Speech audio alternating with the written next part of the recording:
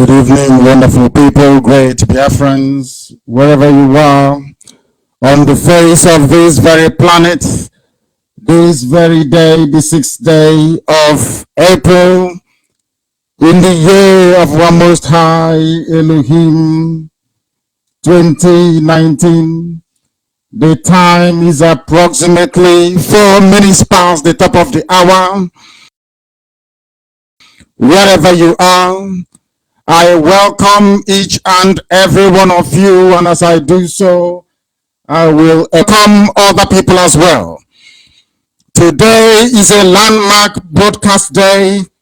We shall be dissecting everything that is wrong with the damnable Zoological Republic, the way they interpret and apply their laws, and the injudiciousness of the judiciary. A typical example of which is Binta Nyako's court. We must do justice to this very topic today. I will be addressing the entirety of humanity because I have the divine mandate to speak about Biafra, to propagate Biafra, to deliver this message of redemption and of hope to those who have been downtrodden, to those of us that unfortunately found ourselves inhabiting the same geopolitical space as those who are incapable of reasoning, those who are in civilization, and those who are incapable of doing things right the way they ought to be. But before we go any further, we must hand over our proceedings to the Most High, Chukwokika Biama.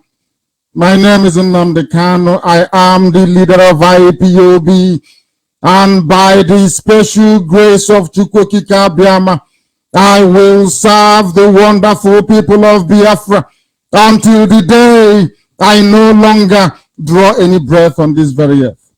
For Biafra must come in our time, and there is nothing our enemies can ever do to suppress that inescapable reality. We must pray because we are nothing without Chukwokika Biama, as our ancestors did thousands and millions of years ago. So shall I do this evening, because nobody taught us about Chukwokika Biama. We knew it from inception, because we are descended from heaven itself. This evening, we shall pray the same prayer that David prayed many, many years ago. We are pleased this very evening because Chukwokika Biama heareth our voice and our supplication, because he hath inclined his ear unto us. Therefore, we shall call upon him as long as we live. We are not idol worshippers. We are not heathens. We are children of the Most High, Chukwokika Biama. Though the sorrows of death encompass us and the pains of hell got hold upon us, we found trouble and we found sorrow. But each time we call upon the name of the Most High, anytime we present our supplication before Elohim, he hears our prayers and he delivers our soul. For gracious is the Most High, and righteous too. For our Creator Chukwokika Biama is merciful. He will preserve us. Chukwokika Biama will preserve his children, because up until this day, without his mercy, I will not be alive to continue to propagate this very divine gospel. That is why our souls will not be troubled. It shall rest. For Chukwokika Biama has dealt bountifully with us. He has delivered our soul from death, our eyes from tears, and our feet from falling. As long as we are IPOB, we can never fall. For Biafra shall come in our time. For we shall walk before the Most High Chukwukikabiama in the land of the living.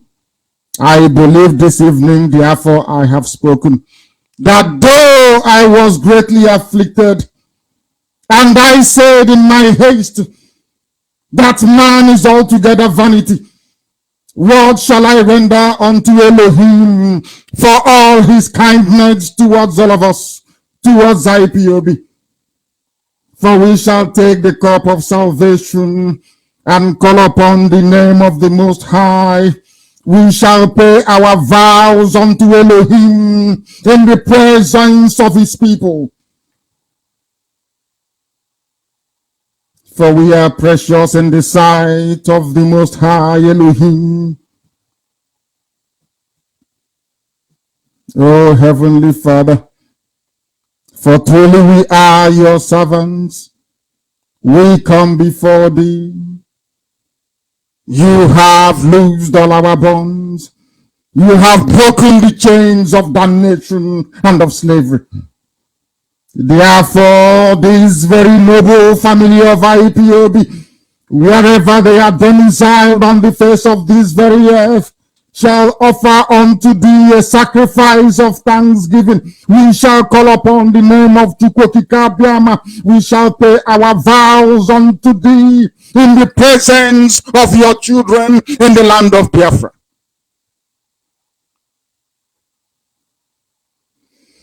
For in thy presence, O Elohim, in the midst of thee, O Biafra, we shall praise the Most High. We shall call upon the grace of the Creator of everything that has been made, that this evening and always, no matter where we are, we will ceaselessly and continually offer praise and adoration, worship and exaltation unto your holy name. Forever and ever we pray. He said,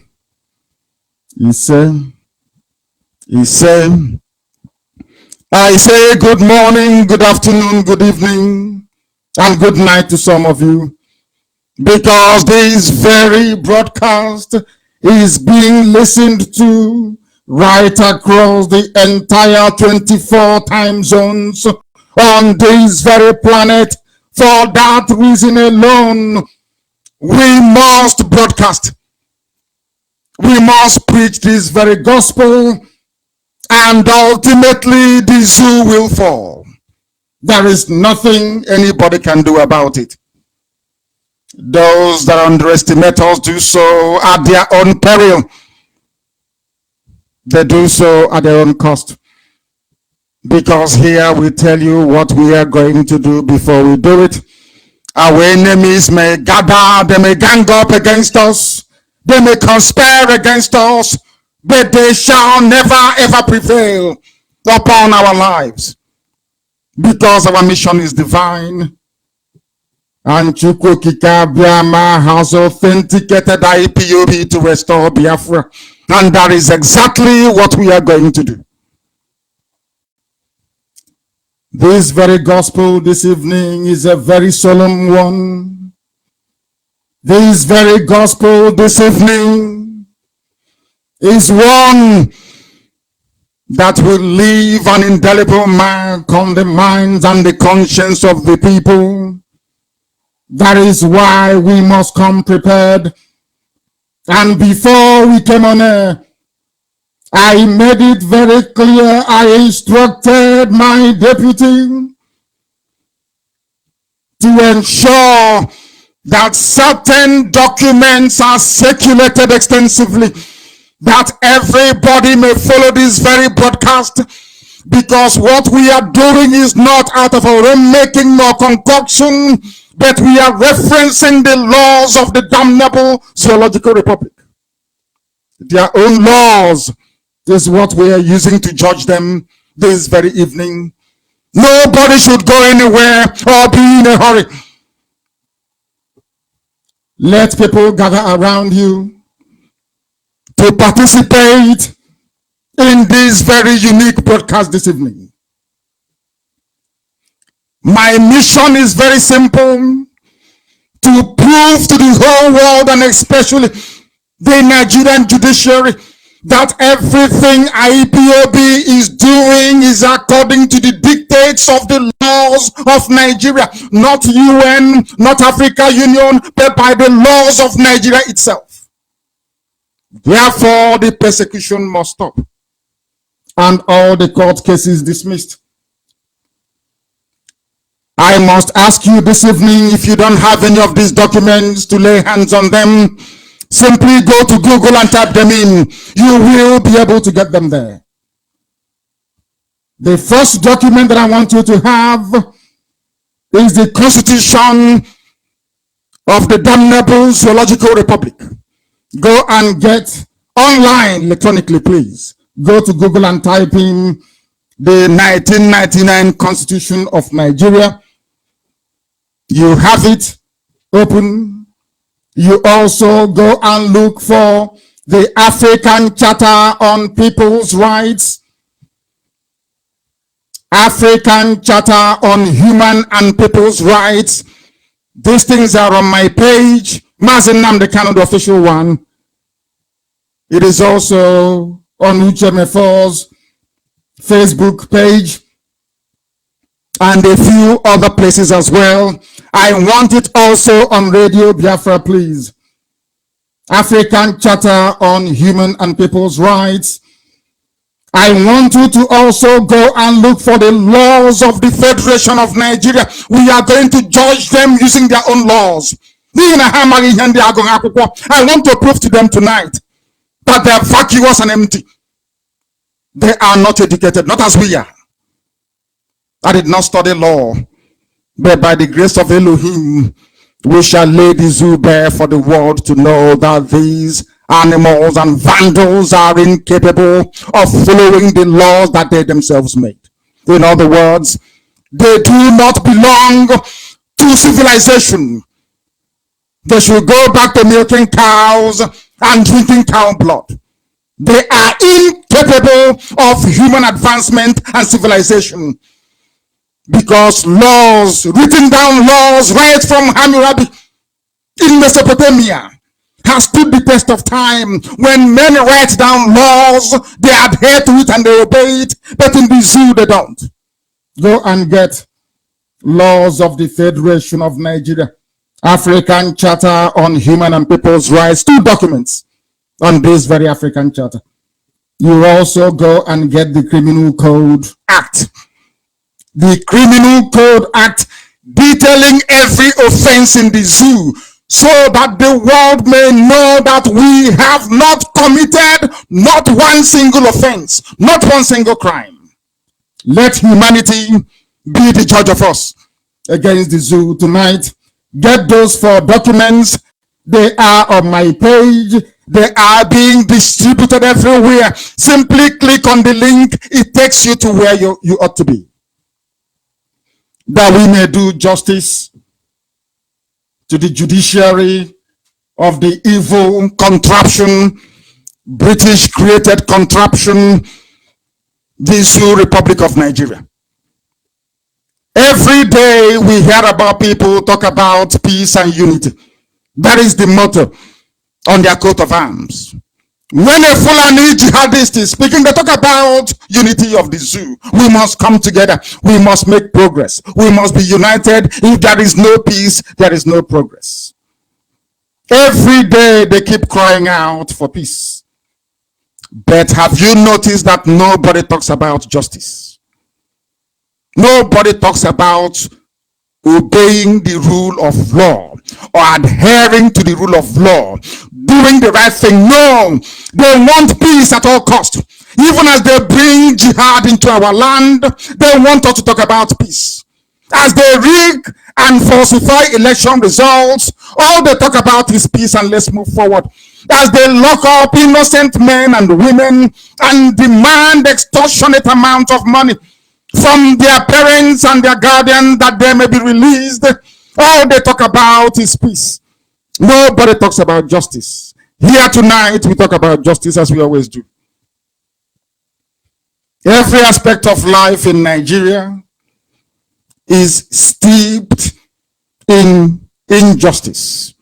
There is something not quite right with the thought process of an average black person. I shall demonstrate later on. You know, sometimes they accuse me, they say you castigate black people, but I have a reason for that, and tonight I'll prove it. All the beautiful laws written down to guide governance in Africa, all the laws written down, enacted, enshrined in national laws across Africa, designed to protect the citizen. No African country, including South Africa, I repeat, I say, no African country obey the laws that they make. It's a very big shame. But we are focusing on the zoo, and that's what we must do tonight. Because Chukwukika Abiyama is in heaven to bear us witness. Everywhere you go, there is injustice in every corner. Where you have a powerful man or powerful group of criminals, they do as they please. People are not in control of the government. You can never ever notice any discernible human progress. Documented civilization. I'm not talking about African civilization. I'm talking about written down, documented civilization. Is it a surprise that Mesopotamia, that part of Persia, where the laws of man was written down on a tablet of stone many years ago? I'm sure most of you have heard about Hammurabi, the code, written down laws. Is it a surprise that civilization, the way we know it today, started from the place where men wrote down laws and respected it? There is something about written laws, obedience to laws, which is the rule of law, that Buhari before he died never adhered to, that no Fulani ruler has ever adhered to, that even now this impostor from Sudan, Jubril al-Sudani, that most of you stupidly and of course predictably went to vote for in APC, a Sudanese man, way younger than the dead Buhari, cannot adhere to the rule of law. Isn't that why you are the poorest country in the world? Isn't that why you are poverty stricken? Isn't that why you are the last of everything that you go into? Because any group of people, any society, anybody, if you cannot obey the laws that you made yourself, that means you're not capable to be called a human being. That was why ancient people wrote down their laws. We must preach this very gospel. That is why in Black Africa, we appear to be sinking lower and lower into the darkness of oppression and injustice. Even in South Africa, where people fought and died to eradicate apartheid, now they have grown wings. They are killing fellow blacks. These idiots never killed any white person. But when it comes to a fellow black, we all grow strength out of nowhere. What am I trying to say? That the whole of Africa is polluted with iniquity because Africans do not obey their own laws. I'm here to prove it tonight, especially in the zoo. Not only don't they obey the laws in the zoo, they don't even know that these laws exist.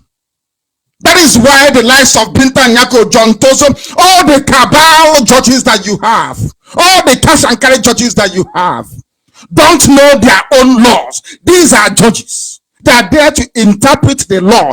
They don't know the law. They are ignorant of that very law they're supposed to interpret.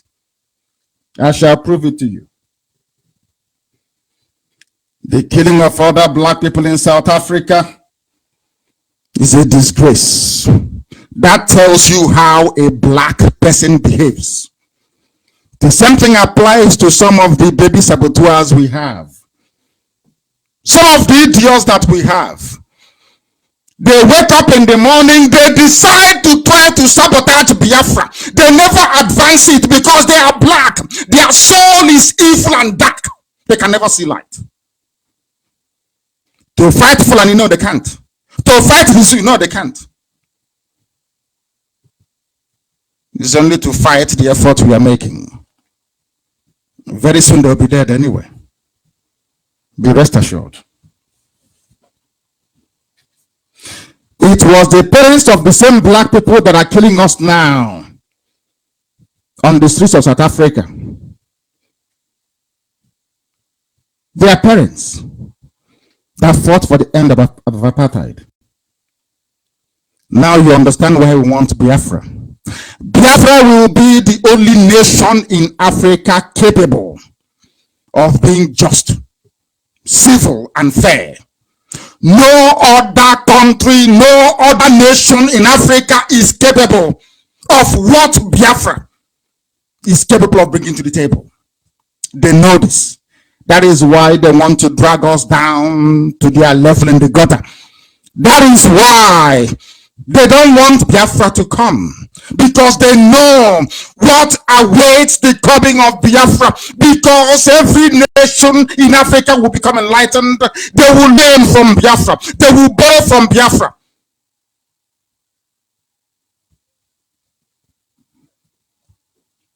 Nigeria and their lawlessness, aided and abetted by the likes of Binta Nyako, NJC, the Judicial Council, approval of this tonight. Remember John Tozo, the idiot they brought to jail with me, and I told him he's joking. Your army in the zoo that never fights any war, never conquers any territory for anybody. They lost Bakassi. Without the help of Niger, of Chad, and of Cameroon, Boko Haram will still be controlling about 6 states in the north of the zoo. They never won any war on their own. Biafra war was beaten, and Russia that helped them. All they specialize in is killing unarmed civilians.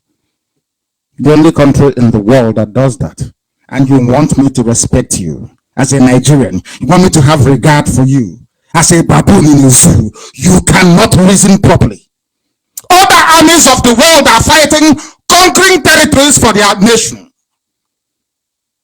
The zoo army, all they do is kill civilians.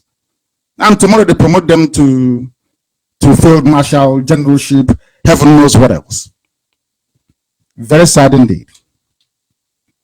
Is it your so-called socio-cultural organizations that you have? They start to talk rubbish. Igbo socio-cultural this or that. Wherever the money goes, wherever the color of the currency, that is the view and opinion you get from them. And the ignorance of the populace. That is the worst of it all. That the people who should rise up against tyranny, rise up against oppression, they are the ones who foolishly, I must say, condoning the same evil that is consuming them. That is how ignorant they are. Let us begin by looking at the highest levels of lawlessness in the zoo called Nigeria. Before we get to Binta Nyako and what she's doing in her court, she said the court is hers. The building is her own. She can do whatever she likes. She is not answerable to anybody. Not to any law, not to any written rules. Anything she says, it goes. That's what she's telling everybody every blessed day. Let us, can you be done now from the beginning to tell you how foolish Nigerians are. Especially the Nigerian judiciary. That's what I want to prove to everybody. They are the instigators of lawlessness. You see all those judges with their British wig. That name also so mad. How they could tell him. Imagine a black man in a white wig. Can you imagine it? They look like Palm Not Fortune. But that is what they wear. They look pathetic and ridiculous. But they wear it because they want to look like British. But you don't practice the law the way they do in England. Because you're a black man, you don't obey the law. You're a justice. Let us see how foolish they are. You will all remember the appointment of a Chief Justice of the Federation, for example. You know that man, Tanko Muhammad, or whatever he's called. Ask yourself this question this evening or this morning, afternoon, depending on where you are. How did Nigeria end up with a Sharia court judge as the Chief Justice of the Federation? The Chief Justice of a jurisprudence that practices common law. Have this in mind, and I asked you before to go and download common law. I will tell you what it means later, and why I'm pointing it out now. Some Nigerians, in their God-given ignorance, think that Sharia law and common law legal systems are the same. That is how some lawyers they think it's the same. But you know what they have done? They cleverly twist it, as Binta Nyako and the Fulani judges have done, to civil law. There is a difference between common and civil law. There is a massive difference. I will tell you later. Have those documents I asked you to download much ready. The process of breaking the law in Nigeria starts from the very top, because citizens don't know that disobedience to established law and order by your presidency, which is Jubril, controlled by the cabal, by the judiciary, by the NJC, is the reason why Nigeria, that great zoo, is a wild, wild west. What does their constitution, I asked you to go and get a copy. What does that constitution say about the appointment of a Chief Justice? And has that simple process been followed in the removal of Onogen and the appointment of Tanko, the Sharia judge that replaced him? This is NJC. They are the final custodians of the law. But here they are breaking the law. These are people who should be saying to Jubril, to Abba Kyari, and the rest of their other four cabal, what you're doing is wrong. It's against the constitution, but to hell with everybody. It is Nigeria, anything goes. As long as Yoruba media is behind us, we can do whatever we like. As long as Tinubu wants to be president in 2023, he can bring Yoruba media with him. We can do whatever we like. That's what's happening in the zoo. And only yesterday, they said NJC recommends compulsory retirement for Noggin. And surprise, surprise, Tanko Muhammad that replaced him committed no wrong. If you look at this very statement on face value, you think there's nothing wrong with it. But let us go to the zoo constitution and see. I want people to go to the constitution you downloaded in your phone, in your app, in whatever computer, whatever thing that you're using. Gather around and have a look at chapter 3. At chapter 3, it is called the Judicature. Chapter V plus 11 is 7, isn't it? In Roman numerals. V is 5117. Chapter 7. The Judicature is called chapter 7 of the Constitution of the Zoo. I want you to move to subsection, or should I say section 231.1. It is in chapter 7, the Judicature. It deals with the appointment of a person to the office of the Justice of the Supreme Court of the Zoo. And also, very, very interestingly, who should be in NJC or not. This is what Jubril did. I don't know if they have found it. Has anybody found it here? The Judicature. It is chapter 7 of the Constitution of the Zoo. 231.1 go down to 231.5. 231.4. 231.4, 231.5. This is the Constitution of Nigeria that I'm quoting, not any laws from anywhere else. What does it say? It says, if the office of Chief Justice of Nigeria is vacant, or if the person holding the office is for any reason unable to perform the functions of the office, then until a person has been appointed to and has assumed the functions of that office, or until the person holding has resumed those functions, listen carefully. The president shall appoint the most senior justice of the Supreme Court to perform those functions. This is the part of the constitution of the zoo that the cabal used to justify the removal of Onogen. This is the part of the constitution that corrupt Yoruba lawyers.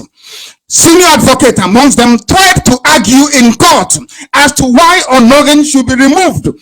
The constitution says here, if that position is vacant, not if the person is removed by the president. If it is vacant, by which they mean either due to ill health or death. But they saw this opportunity and they took it to remove Onogen. In their own constitution. In their own constitution. Now let's go to number 5, where it clears things up for us. Except on the recommendation of the same NJC, except at their recommendation, any appointment pursuant to the provisions of the subsection 4 of this section shall cease to have any effect after the expiration of 3 months from the date of such appointment. In other words, Tanko Muhammad, after 3 months, should leave office. It doesn't matter. That's what the constitution says. But do you know what they have done? They have prepared for him to continue. That was why NJC said that Tanko Muhammad committed no wrong. Do you see how they are subverting your constitution? Do you see how they are subverting it? The law here says, if the person holding the office, which is Onogen, is for any reason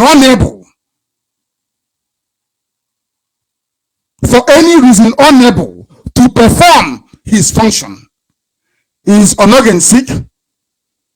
Was he involved in a motor accident? Has his speech been impaired? Has his brain been affected in any way? He should not have left office.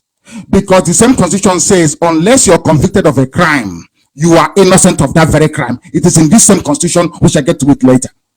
Do you see how they're playing with you? Messing about with your mind? Do you see how confused NJC is? It's unfortunate that the so-called NJC doesn't know their own constitution, or out of fear have refused to insist that the government be held accountable to its dictates. Where in the constitution?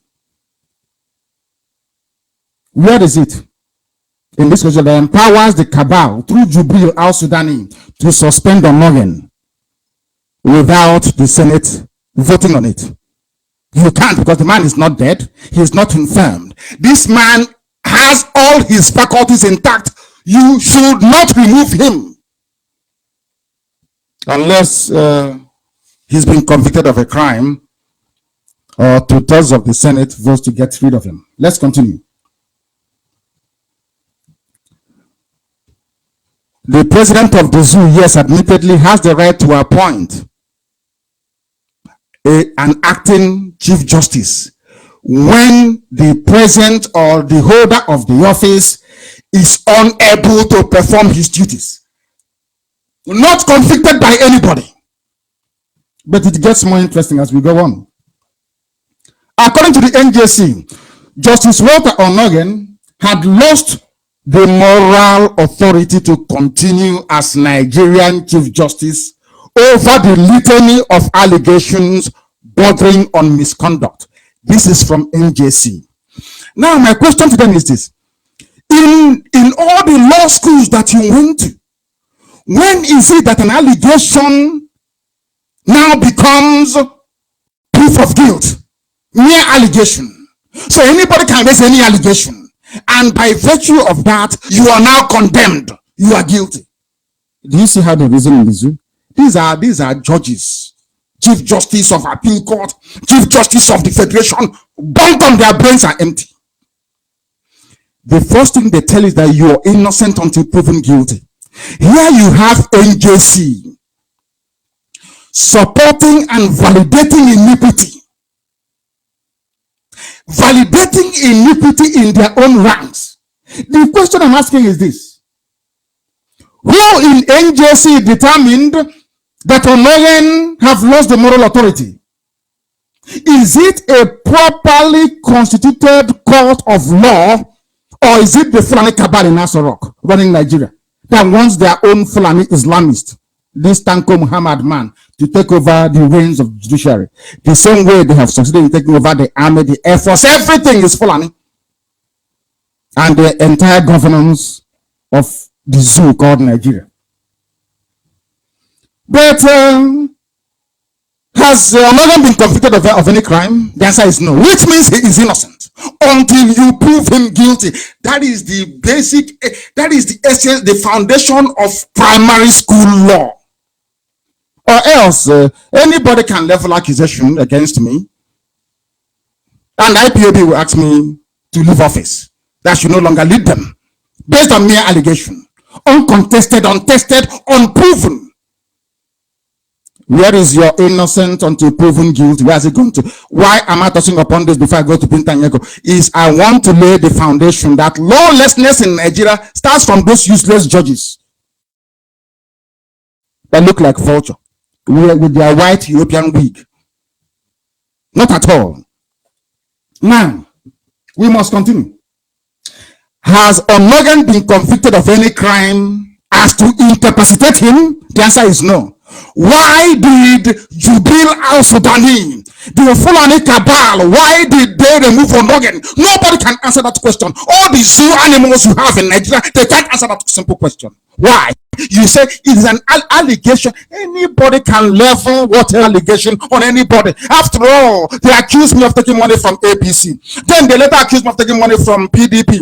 Very soon they'll accuse me of taking money from Lucifer. That is how they are. Accusation means nothing without proof. That is why you have law.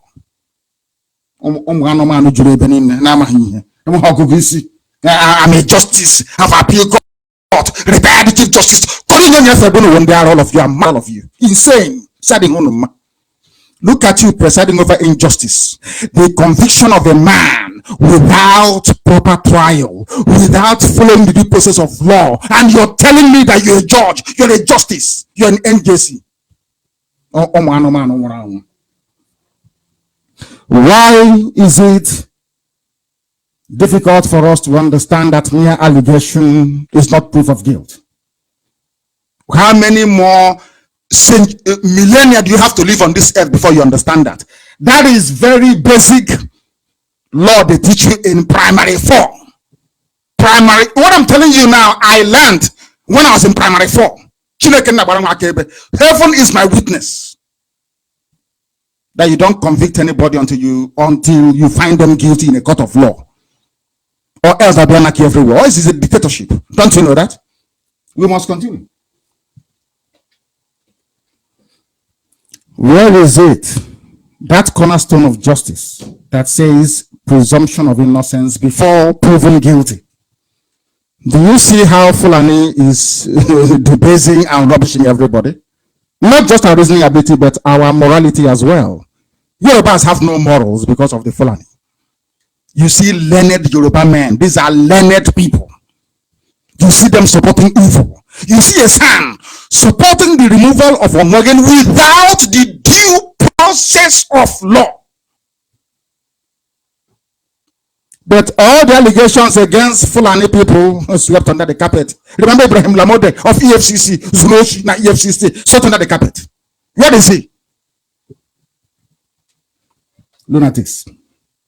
To understand why Onogan was removed, you have to appreciate who the chairman of the same NJC is. But first of all, in fact, let us even look at the commission of the NJC. Who are these NJC people? According to the same constitution you're looking at, it's called the National Judicial Council. You'll find it on page 132 of the Nigerian Constitution. It tells you about the composition of the NJC that recommended that Onogan should go because of the weight of allegation, not guilt, against him, but that the present chairman, Tanko Muhammad, is free. Let us look at who made that decision. Maybe that can clarify things for us a bit. The national, according to the constitution of the zoo, not me, the National Judicial Council shall comprise of the following members. Here we go. The Chief Justice of Nigeria, who shall be the chairman. In other words, it is the same Tanko Muhammad that they used to replace Onogen, that is chairing the committee that recommended that Onogen should go. What other instance do you need of prejudice if not this? They sat in their Fulani cabal meeting and decided to remove Onogen. He's from South, nobody will care. All they know is to talk, some of the toad there. They are from, all they know is to talk about Biafra, talking rubbish.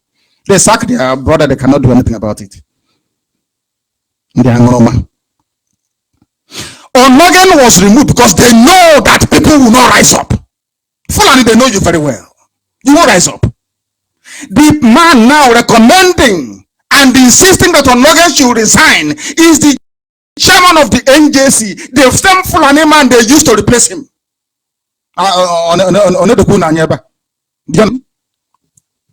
That is the foundation of injustice in the zoo. This is from NJC themselves. Now, my contention is that injustice is not just that I'm just telling you the watchdog of the judiciary is NJC. See how bad they are. Then what hope do you have for the lives of Binta Nyako? Every layer of legal practice in Nigeria is steeped in injustice, including ordinary lawyers. And we shall get to that later. Parochial, defiant and evil, I mean NJC. How much less those who are meant to hold in check the likes of Binta Nyako and other judges in the zoo? Because they can't do anything to them. A judge can do whatever. They go to NJC and they say, me, I know your secret as well. You don't obey the law as well. And they sweep it under the carpet. That's what they do. In Binta Nyako's court and many courts across the zoo called Nigeria, detention centers like the DSS dungeons, the cells you have in the army barracks, police cells, the SARS and their organ harvesting facilities across Nigeria. I'm sure you heard it, that Nigeria is the #1 place for organ harvesting and transplants. I don't know who does that. It's SARS now. They arrest your child 8 p.m. in the evening. Your child is dead, gone missing, gone forever and ever. They cut open his stomach or her stomach, take the liver and take everything, kidney, everything they need, and they ship it to India. And some of you bought the flight and go to India for transplant. You see the circle of our stupidity. That will be a topic for another day. But SARS that harvest organs for the rulers of the zoo.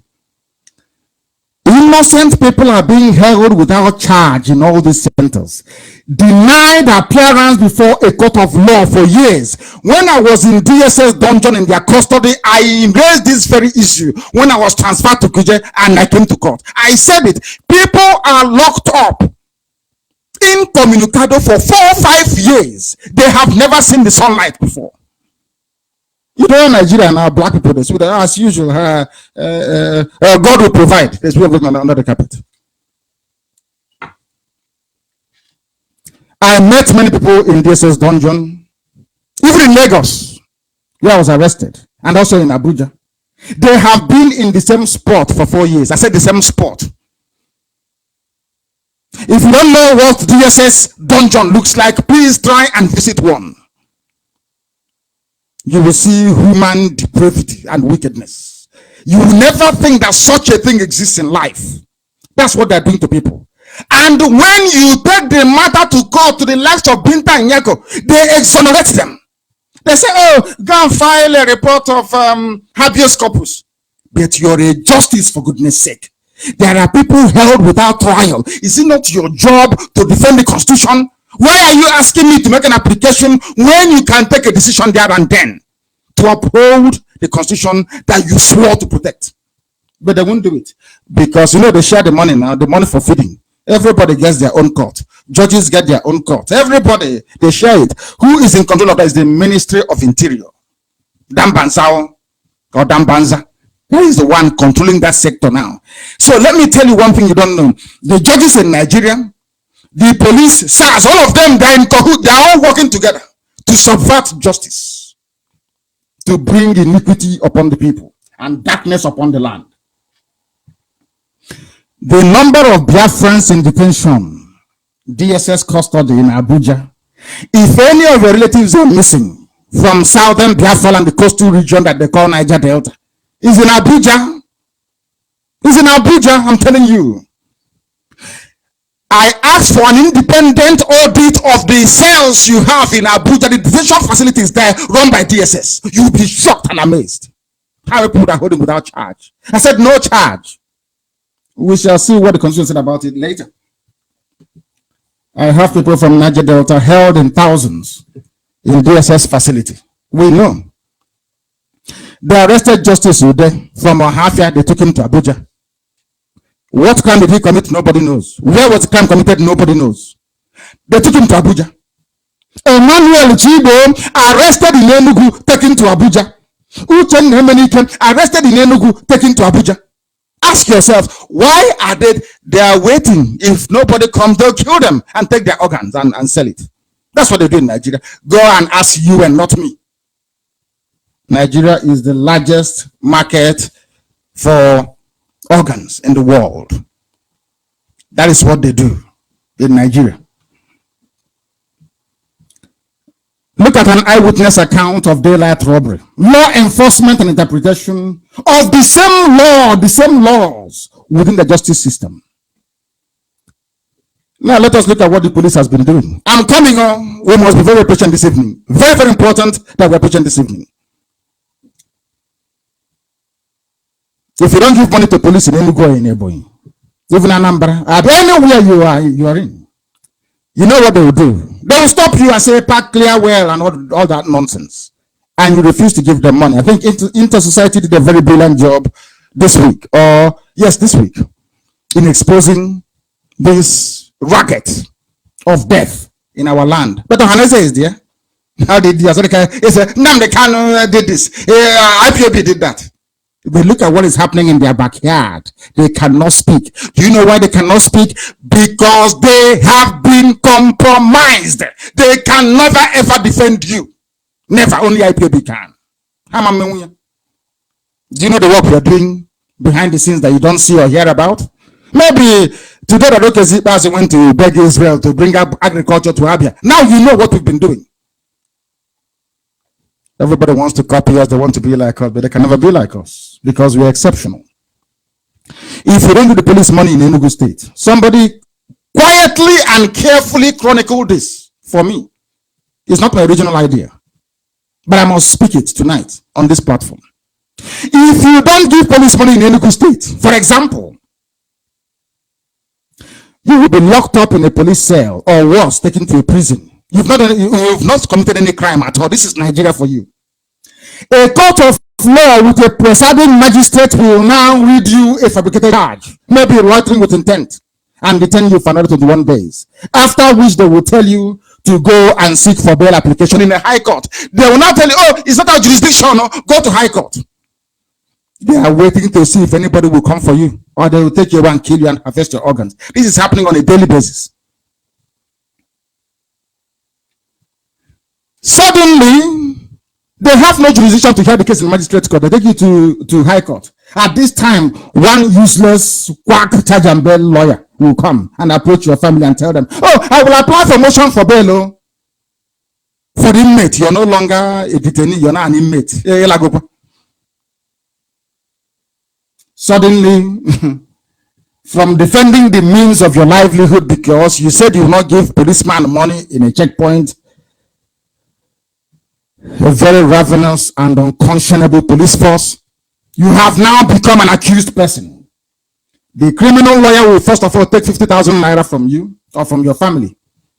And when you appear in court, the same lawyer will go back and approach your parents or your guardian or your relatives and tell them that I need another 250K, 250,000 naira. And also my 5,000 naira for appearance fee. Now listen carefully, appearance fee for lawyers in Nigeria. It is at this point now that the interest of the lawyer is now aligning with the police. It is now in the interest of the lawyer that the police or army or DSS can now detain this person indefinitely if possible. Do you know why? The lawyer collects 5,000 naira every day the case is called up in court. So he has no incentive to ensure an early release of the detainee. No, what for? Every month, every 2 months, you collect 5,000 naira for free. Imagine doing that for 20, 30 people. You don't have to do anything. Just come and collect 5,000 and go. Appearance fee is called. So not only NJC and judges, even ordinary lawyer is among this conspiracy. That is why I said that the soul of a black man is evil. Evil, I say it without any qualms whatsoever. Evil. Even lawyers. Appearance fee now takes over. As the case progresses with an innocent man in jail, or woman for that matter, the lawyer one day will quietly disappear and never see him again. This is the height of wickedness in Nigeria. It's as if every layer of the legal profession is in agreement with each other to undermine due process of law. Not just Jubril in Asarok and his handlers, Abakiyari and not the rest of them. But as with most people, I wonder if this is what they are taught in their law school. Now let us come to Binta Nyako and the Nigerian judiciary, and to prove to you how they have been making a mess of themselves. It is agreed that the Constitution of Nigeria is the highest law in the land. People don't know the meaning of constitution, but I will tell you. A constitution is the highest body of law, the highest authority. Even in that same constitution, it is written that any law that the National Assembly makes that contravenes any aspect, constitution takes precedent. So it doesn't matter how many times you quote Akaja or that Administration of Criminal Justice Act. Rubbish. Once it contravenes the constitution, that is this bog standard law in the whole world, the constitution takes precedent. Do they know this? The answer is no. Listen carefully please, every constitution in the world is the same. It is written in as much plain English as possible, and for the purposes of our in-depth research tonight, we must understand that present Nigerian constitution is written in plain, understandable English, not Shakespearean English, not Dickensian English, not Chaucer English. If you did literature in good schools like Government College Omar here, you know what I'm talking about. At least class 3, you would have read Chaucer and a lot of plays by Shakespeare. A constitution of a country is written in such a way that any average person with fine grasp of the language it's written in will be able to comprehend it. You don't need any specialist training in law to understand a constitution. They've been arresting people everywhere. Justice, everybody, Emmanuel, everybody's in detention. Once they see IPOB, they take you. But let us look at what the constitution says. Go to chapter 4, please. IV, chapter 4, IV, written in Fundamental Human Rights in the Constitution of the Zoo. And let us see. This is what Binta Nyako, John Tozo, every judge in Nigeria should be defending, because this is the constitution. Let us see if they're doing it. Because you ask them, what is the job of the judiciary? The job of the judiciary is to interpret the law. Look at the law here. There is no law greater than the constitution. It is the highest law. Let us see or read what the law said about arresting people and what should happen. Here we go. Chapter 5. This is a chapter fundamental rights, subsection 2. Any person who is arrested or detained shall have the right to remain silent or avoid answering any question until after consultation with a legal practitioner or any other person of his choice. Let me ask you, those of us who have been arrested, how many times did they ask you to call your lawyer or bring lawyer to you? Or ask you to make a phone call to tell your people, to tell your wife, your children that you're in detention? I said, how many people? But that's what the law says. The police doesn't do this. And when you go to court and ask a judge to enforce this, to make the police do it, they'll tell you no. Let me give you an example. If you are arrested in a civilized country, anywhere, I say civilized, anywhere in the world where they practice rule of law.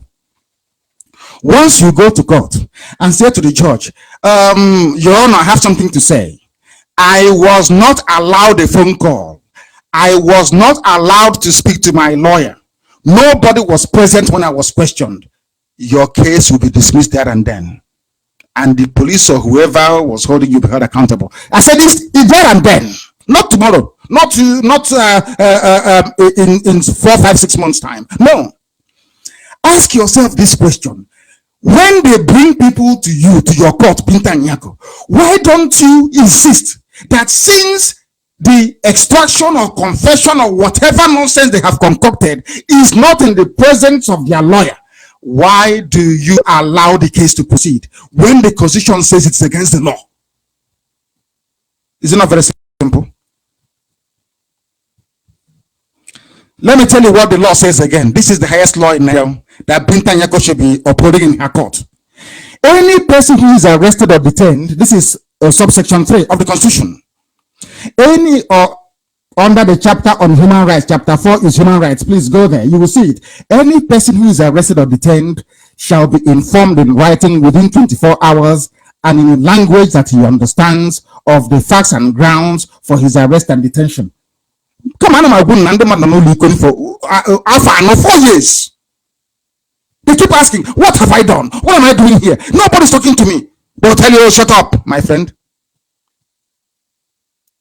And you take the person to court, and the person is trying to draw the attention of Binta Nyako. I have been in detention for 4 years. I did nothing wrong. Nobody wrote to me to inform me in writing what I did wrong. They'll take him back. Or DSS will apply for adjournment, and you'll be taken back to DSS custody. And the judge will rise and say, oh, as the court pleases, my lord, my lord, my lord. Look at what they're doing to human beings. Let us look at subsection 4. Any person, this is the law of Nigeria, any person who is arrested or detained in accordance with subsection 1C of this section shall be brought before a court of law within a reasonable time. Everybody is entitled to appear before a court of law. Why is it that Emmanuel has not taken to any court? Why is it that we have IPOB family members, our people from Ipob, from Ogoni, in DSS custody? They have not seen the inside of a courtroom when the constitution of the country says you must, not you will, or when you feel like it, or when DSS feels like it. The law says you must.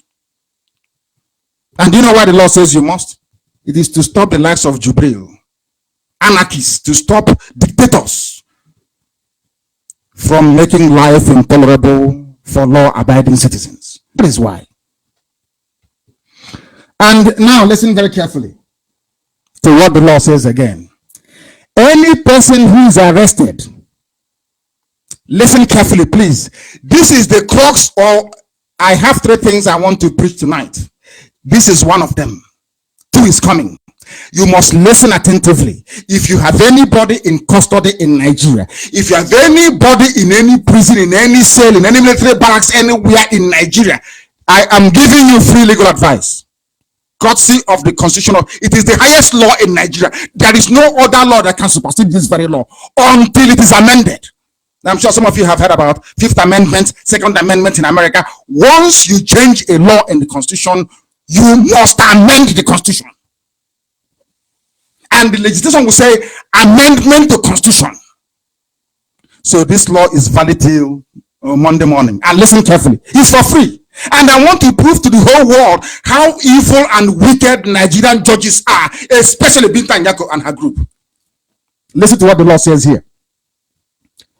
If you are not presented before a judge, a court of law, within 2 months, this is subsection 4A of the Constitution.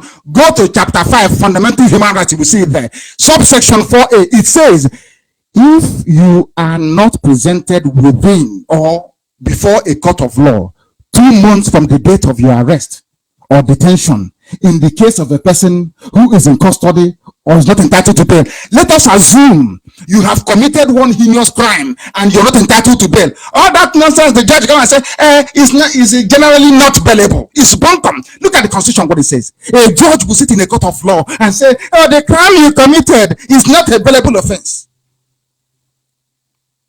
Can you believe that? Can you believe that?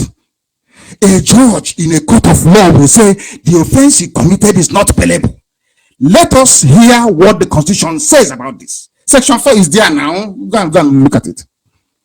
2 months from the date of your arrest or detention, even if you're not entitled to bail, or 3 months from the date of your arrest or detention in the case of a person who was previously released on bail. Once you spend 2 months in custody without trial, my dear brother or sister, my dear policeman, DSS officer, justice, magistrate, lawyer, your constitution says that the person is entitled to automatic bail. When a learned son at very point before John Soho, do you know what the stupid judge said? I'm relying my judgment on Akaja.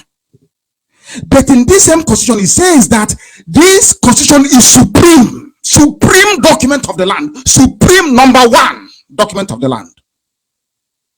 I rely on Akaja. I rely on the Constitution of Nigeria, as badly written as it is.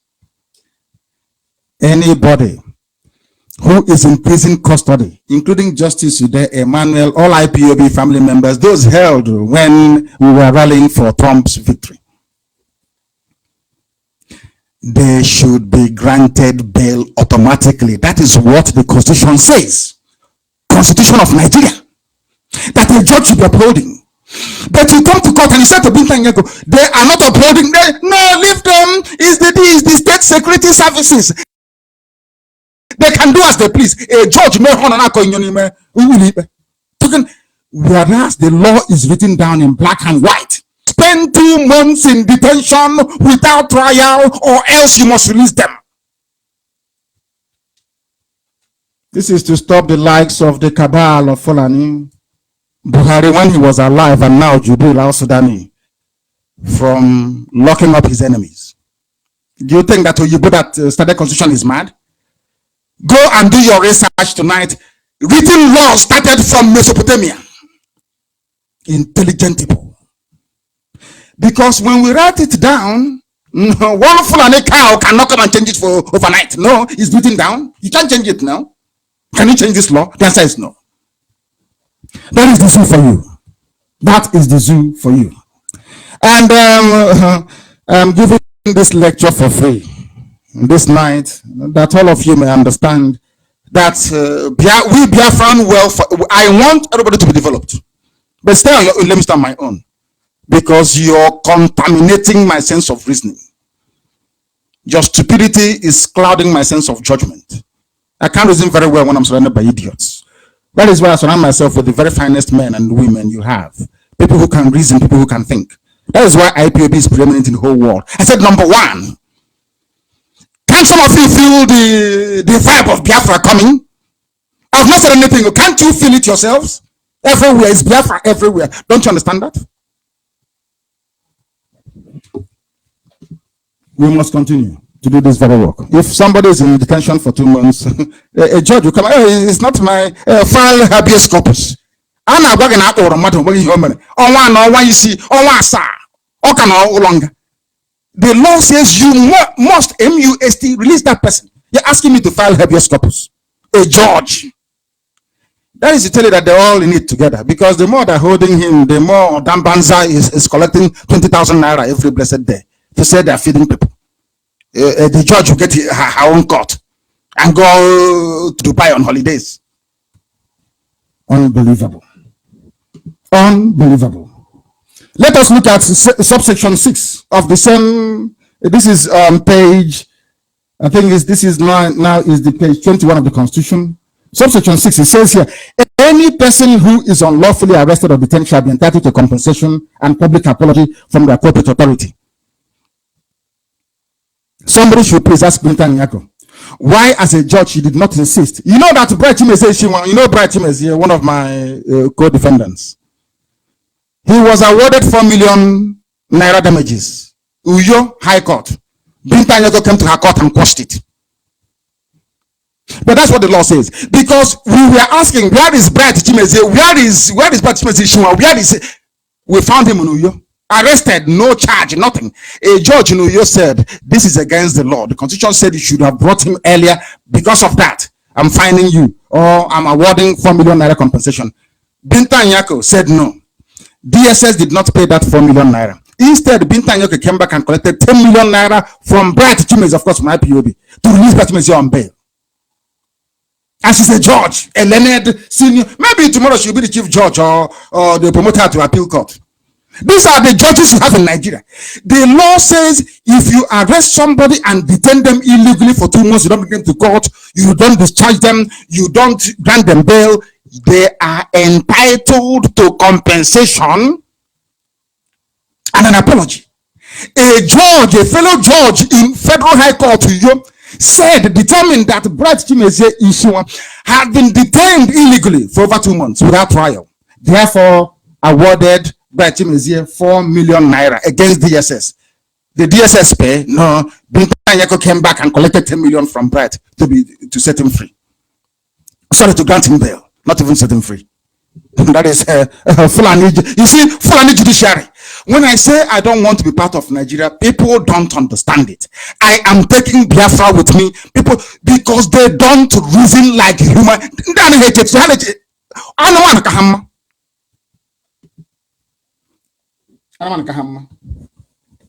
She allowed the sham charge of conspiracy and treasonable felony to be brought before her court because she is doing her bit for the fraudulent one Nigeria. And now the issue of my bail revocation, very, very important. We'll look at it very quickly. You know the hype around my bail. You see how clever they are with Yoruba newspapers. Instead of them talk about the attempted assassination, the death of 28 men, it's about Aparibe and Shorties, Nnamdi Kanu'S Shorties to go to. These are journalists that should. I want to prove that every layer in Nigeria is evil. All of them in the whole place is stinking. What concerns a journalist is not to investigate the matter, to say, but where did the army go to kill a man who is a word of God? No. It's about Aparibe bail. He's going to 300 for feet shorty. These are journalists. But of course, mostly Yoruba. Because they don't like Biafra. We'll recall what happened with the hype around the issue of my shorties. How Binta Nyako played up the responsibility of the shorties and downplayed my assassination attempt. As if it was Abaribe and the rest of the shorties that called Buratai and his men to invade my home. We all know it was certain Igbo men in Ohanezendi, of course. They have rewarded him, rigging him back into power, and he's dancing. Dancing. And the warrant chiefs did that. And where are they today? When the white man came, the warrant chief can do no wrong. Anything he does, go ahead. Okugo. Chief Okugo, that was responsible for the death of our mothers in 1929. They protected him. So what people are doing is nothing new. He's running to Israel, thinking that his days are numbered, and he knows that. Look at Omahe and Obiano and the few others that have actively sought my assassination. Binta Nyako never mentioned them. He said, Paribe, bring Nnamdi Kanu, bring him here, bring him. Paribe na kowara na ndi ame baka ababuwe na biya, babuwe mmadụ iri abụọ na asatọ. Ina ko bring him. Are you well at all? What type of judge are you? I need to see him. You must bring him. I gave him to you. And now bring him father. Not to come and bring him also. Can you believe how these people reason? They came to my house to kill me. And Yoruba media, they have the temerity to say, Nnamdi, he can't hear anyway, he's a coward. If you're a strong man, why didn't you come alone to arrest me? Why did you bring Air Force, Navy, road safety, mobile police, army? Every Every regiment in Biafra land was drafted to come to my house. If you're strong, you people are not ashamed of yourselves. You bring army and helicopter to come to the house of one man. Me and you, who is a coward? If you're why can't Brother come on his own to arrest me?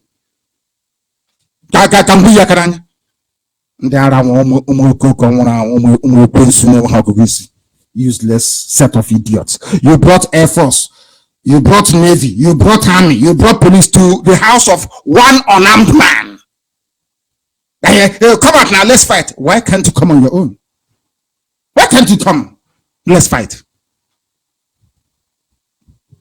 This UG, it is their lives who are in South Africa, killing the children of those that fought for apartheid to go. That's how stupid black people are. Useless, insane. They cannot reason very well. Hey, come back and go to prison now. This UG. But we are Biafrans. And believe you me, we are not black Africans. We are Biafrans, and Biafra will be different, and the world knows it, and that is why they don't want Biafra to come, because they know Biafra will be different. Everybody knows this for a fact. Let us look at what the Zoo Constitution says about sending a battalion of cowardly Nigerians. These are cowards that came to my house. Come alone now. You brought a battalion, helicopter, gunship on top of my house, 2 jets to bomb my village, as they did in Odi. The Constitution of the Zoo, chapter 4, the same fundamental rights, 33:1, says that every person has a right to life. This is the Constitution of the Zoo. And no one shall be deprived intentionally of his life, save in execution of the sentence of a court in respect of a criminal offense of which has been found guilty in Nigeria. In other words, Buratai and the army, every helicopters, the ships, the gunships they brought to my house, Air Force, Navy, all the people that came to my house to kill me should not be there unless they were sent by a court of law. That is what the Constitution says. Chapter 5, fundamental rights, it is in the Constitution of Nigeria. Now ask yourself this question. Who sent Buratai and Nigerian army men to come to my house? Who sent the Air Force to come to my house? The police, who sent them? You cannot kill somebody unless a court gives you permission to do so. So what are you doing in my house? Who sent you? That is the question that Binta Nyako doesn't want to answer in her court. That is why anytime we bring it up, oh, is that baby? Where's the shorties? Bring me Nnamdi Kanu. And now about like Nnamdi Kanu in a judge. They come to kill me. They came to kill me, my brothers and my parents and my men. Binta Nyako, even as a mother, you are fighting for the life of your son, who is under EFCC investigation, and your husband. But army came and killed other people's, other women's children. Even as a mother, you are not touched. Wicked and evil you are. Idiots who he should come and fight now. Why is he in Israel? Let him come and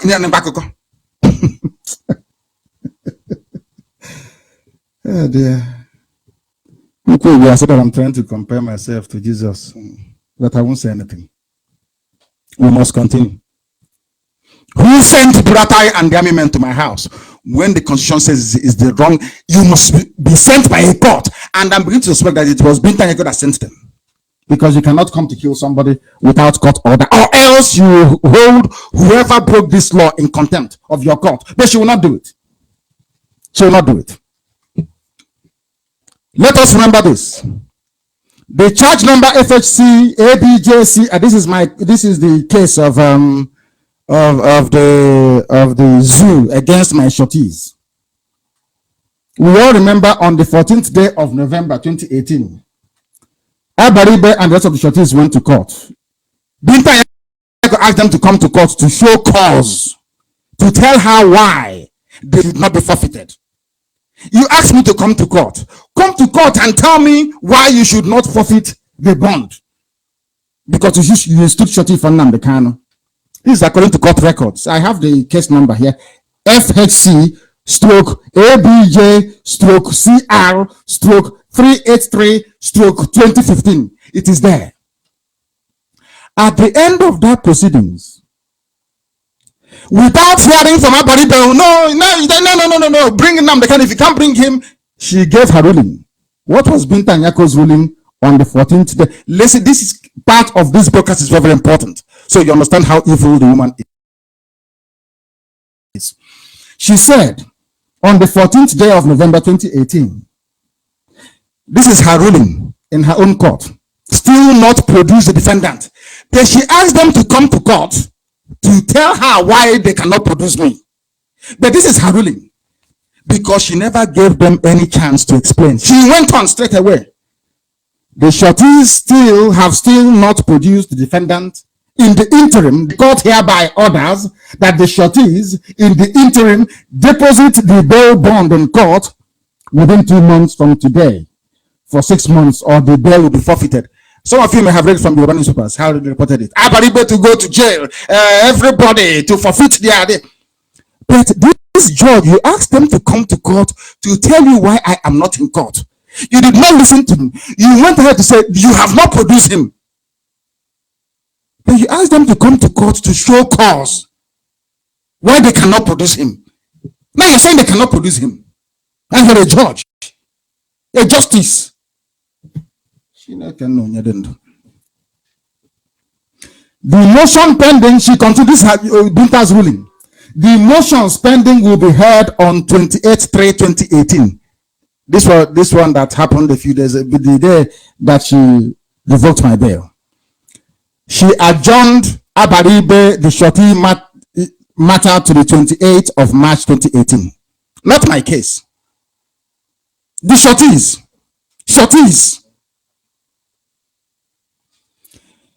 This was done without hearing the reason why I was not in court. All Binta Nyako wanted was the 300 million that Abaribe and co would have paid her, or paid to her Fulani people.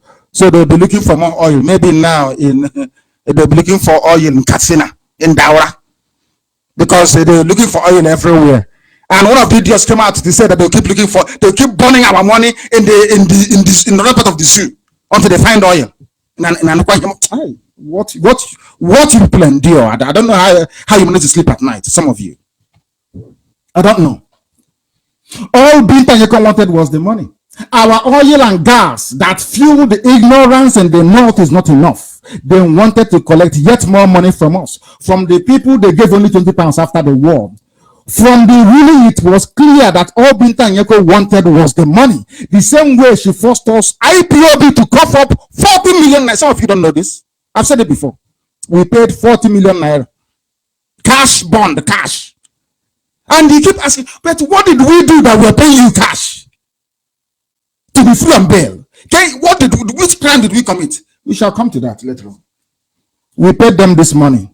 It's in their bank, or they have shared it as usual. They shared this money before they released to us Madubuku, Ishinwa, Onwudiwe, and the one we see, David. Ask yourselves this question. How many Boko Haram, ISIS in West Africa, Fulani headsmen, Miyeti Allah, the Fulani highway robber kidnappers you have now in the north, how many of them have you asked to pay cash bond before in your court? In all the Fulani courts. Check the enormity of the crime they commit. Genocide, that's what they're committing in the north, Fulani headsmen. But because you are Fulani, compare that with what you claim Nnamdi Kanu and his co-defendants did, which is to ask for self-determination as contained in your own laws. You're asking me to pay, asking IPOB to pay you 40 million before you can release people on bail. That is a judge or justice for you in Nigeria. Let us go back to Binta Nyako. She adjourned the case for the shorties to the 28th of March for hearing of the pending motions only, as clearly ordered by the court in the shorty proceedings of 14/11/2018. In November, she adjourned the case to hear about, basically to come and take money from Abaribe and the rest. She didn't know that we are more intelligent than them. It is the rule. Now listen carefully, please. where a judge in Nigerian court messed herself up. Binta Nyako. It is the rule in every court of law in the world, not just in Nigeria, that both the court and the parties are bound by the record of proceedings in a case before the court. But as we shall see, a sitting judge, in this case Binta Nyako, whose duty it is to uphold the law, was in this very case acted in a manner that could only be described as judicial banditry, highway robber in a court. That's what Binta Nyako is. Judicial banditry by ambushing a defense lawyer in court. Judge does that nonsense in anywhere in the world. To ambush a defense lawyer is not done anywhere. It's an impeachable offense. This is the legal equivalent of Fulani headsmen on Adamawa Highway wallowing unsuspecting motorists. That's what Binta Nyako did in her court. When this case for the shorties came up for hearing last week, 28th of March 2019, as directed by Binta Nyako on the 14th of November of last year, we argued, of course, in court. The lawyers argued, and quite successfully, that we filed an appeal against the decision, and that the appeal has been duly entered. The appeal filed by Abaribe and the rest of my shorties is so simple that if you go through it, you will understand that Binta Nyako has no intention of following her own court rules. She abandoned every rule to do with fair hearing. All she wanted was to advance Fulani interest against Biafra. Let me also say this night and for the hearing public that there are 3 stages in forfeiture proceeding. Because I still shorty for you doesn't mean if you don't appear in court, I will go to jail or I will lose my bond. No. The law provides for 3 stages in forfeiture proceedings. Do you know why? Because they anticipated that in a place like the zoo, what happened to me could happen to anybody else. You can give somebody on bail to somebody as shorty, and you go behind and you kill that person and you ask them to produce the person. The person must come before the court to explain why he or she cannot produce the person that they stood shorty for. That is why you have what is called forfeiture proceedings. But in all these cases, if everybody become, you lose your this, you do this. Have you heard Binta Nyako forfeiture proceedings? The answer is no, because she knows once they go into forfeiture proceedings, you think they're not they're very clever, but we are more clever than we are Biafrans and they're Fulani. We are more sensible than them. The most important of which is reason to show cause. There is something called reason. Tell me why. She said it before. Tell me why I should not order for the forfeiture of the bond. Show cause. When Abaribe came to show cause, she would not listen. Instead, she gave her ruling. This reason to show cause allows the shorties to present their evidence before a court as to why they cannot produce a defendant. Shockingly, Binta Nyako never wanted to hear the reason why my shorties were unable to produce me. She jumped 2 critical stages in the judicial process to demand that my shorties forfeit their bond and worse, be committed to detention without following what the law says should be done. 3 stages. She jumped to the first 2 and went to the 3, thinking we are full and we will forget. Listen, let's debate. If you're still standing after 2 minutes, I know you went to school. But I will not last up to 1 minute, I assure you. I don't care who you are. Listen, you come out. I'm not writing nonsense on that fake account on Facebook. Come and debate me.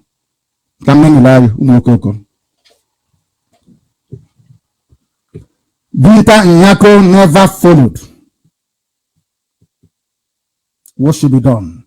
This is the simple matter before the appeal court. We want the appeal court to say to them, Binta Nyako did not follow the stages she's supposed to follow. That's all. And they said, okay, yeah, bring it, we'll hear it. That's all. The law, it's called law. Law says there are 3 stages. You cannot jump 1 and 2 and go to. Do you think it's a cattle republic? You're dealing with cattle? Now my question is this to all of you practicing law in Nigeria. I in all honesty, I feel sorry for the very brilliant ones amongst you. The question is this: is it right for a judge to abandon laid down procedures in bail bond forfeiture without being heard? You can now understand why she did not insist that Akja gave her the right to proceed with collecting 300 million from my shorties, or worse, jail them. She cannot put Akja. Because it's very clear.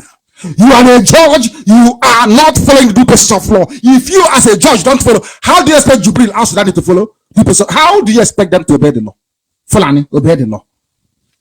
Who told you that? Common law, for never, they will not. Because it's not in them. On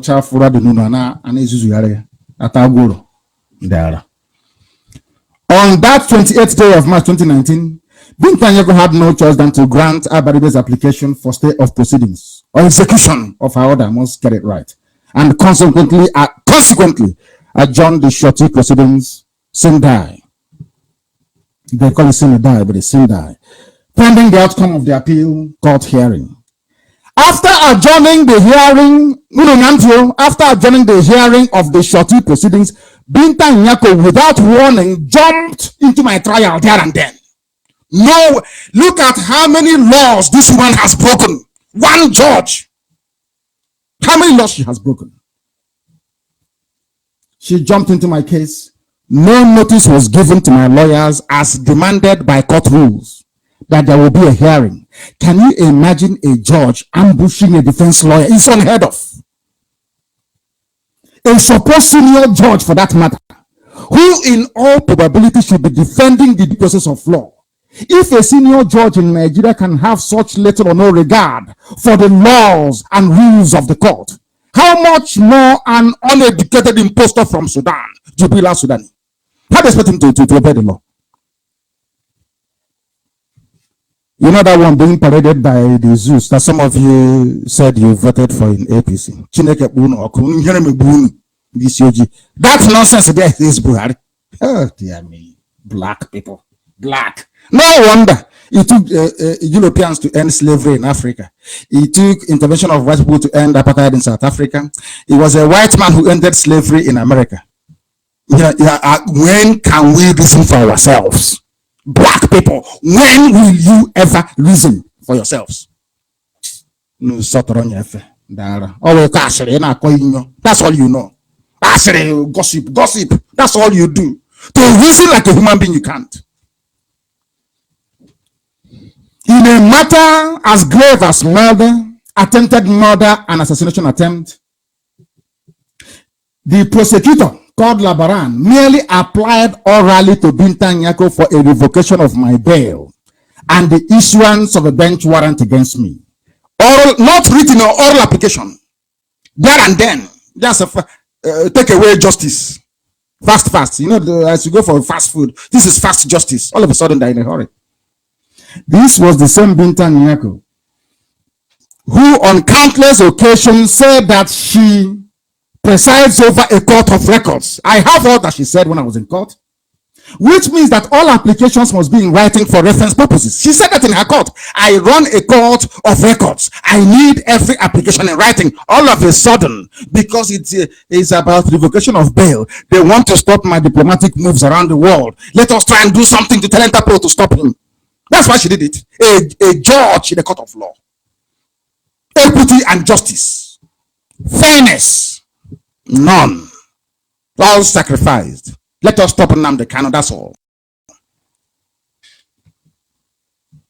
That's why she rushed. Suddenly, she agreed to hear the application for my bail orally, without it being written down, because she does not want the nonsensical application for my bail revocation to be challenged by my lawyers. She doesn't want it. Despite the fact that my lawyer informed Binta Nyako in her court that the issue relating to bail revocation was not scheduled to be heard on the 28th of March 2019, Binta Nyako, a judge, refused to listen, not minding that what she was doing was against the rules and procedure in her own court. But they're all Fulani and they can do whatever they like. They can go to Sudan and after all, a Fulani president died. They went to Sudan and brought an actor.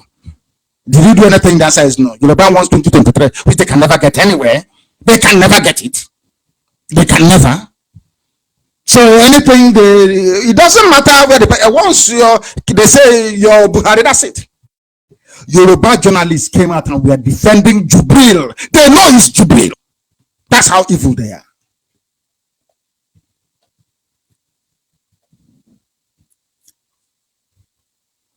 Fulani can do whatever they like. Britain handed over Nigeria to them. Britain gave them Nigeria as a gift. They can do, once the oil is flowing, they can do whatever they like.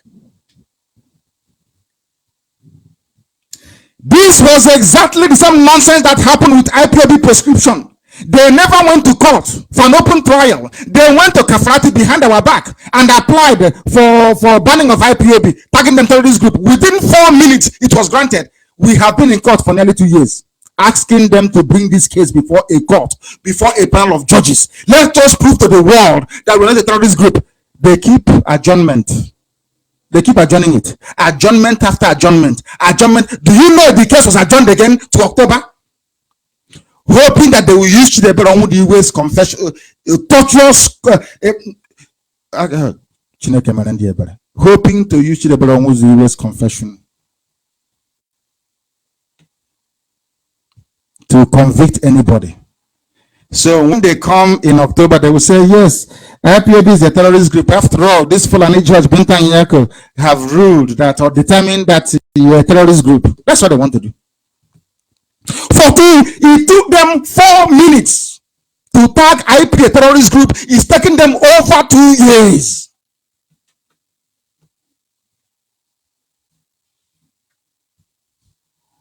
To come and hear our defense to that nonsensical judgment or ruling.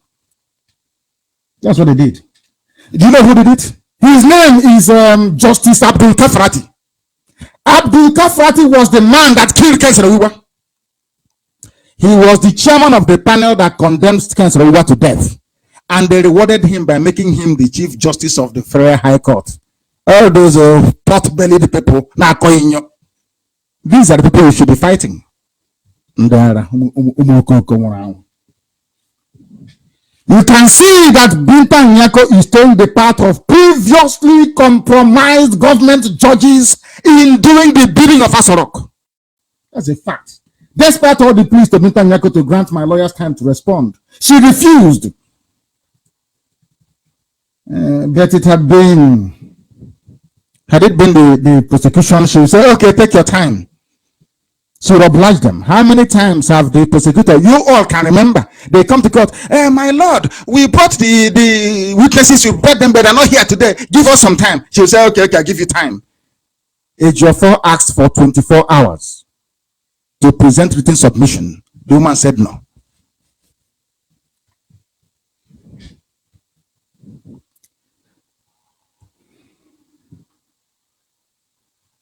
Unbelievable. Binta Nyako did not afford me the opportunity to be heard in her court because justice and fairness demands that the prosecution submit a written application demanding from my bail revocation, not oral, which would have been met with a response from us. But it is clear that Binta Nyako did not want the atrocities the army committed in my home to be a matter of public record. Binta Nyako grew up in the barracks. Her father was a major general in the army. You don't know that? She doesn't want her court to be used to showcase the evil and the atrocity of the Nigerian army. You don't know that? That's why she doesn't want it. That was why she went for oral application, not written. Because once it is written, Ejiofor and the team will respond. Once they respond, all that they did will become a matter of public record and referenceable. She didn't want it. But I'm telling people anyway. I'm telling you, because that is the zoo for you. What Binta Nyako cleverly did by ambushing my defense team is to make sure the issue of the attempt to kill me will not be mentioned in her court. This is the height of judicial injustice and perversion of justice. I am a victim of assassination attempt, attempted murder. If you don't know, a victim of attempted murder, mind you, by the state of Nigeria. One thing that has been established is that this order that Binta Nyako made is unconstitutional. Listen carefully. Binta Nyako insisting that she would take that oral application without any response from my lawyer is unconstitutional. The fact that she mentioned a case which wasn't listed in court on a particular day is against the Constitution of Nigeria. We are proceeding to reveal all to all of you. The order was not only unconstitutional, but was made in contravention of common law legal procedure rules. I ask you to download common law. Please click on it and see what common law is all about. Binta Nyako lied when she said there was nothing before her court concerning me and why I wasn't able to come to her court.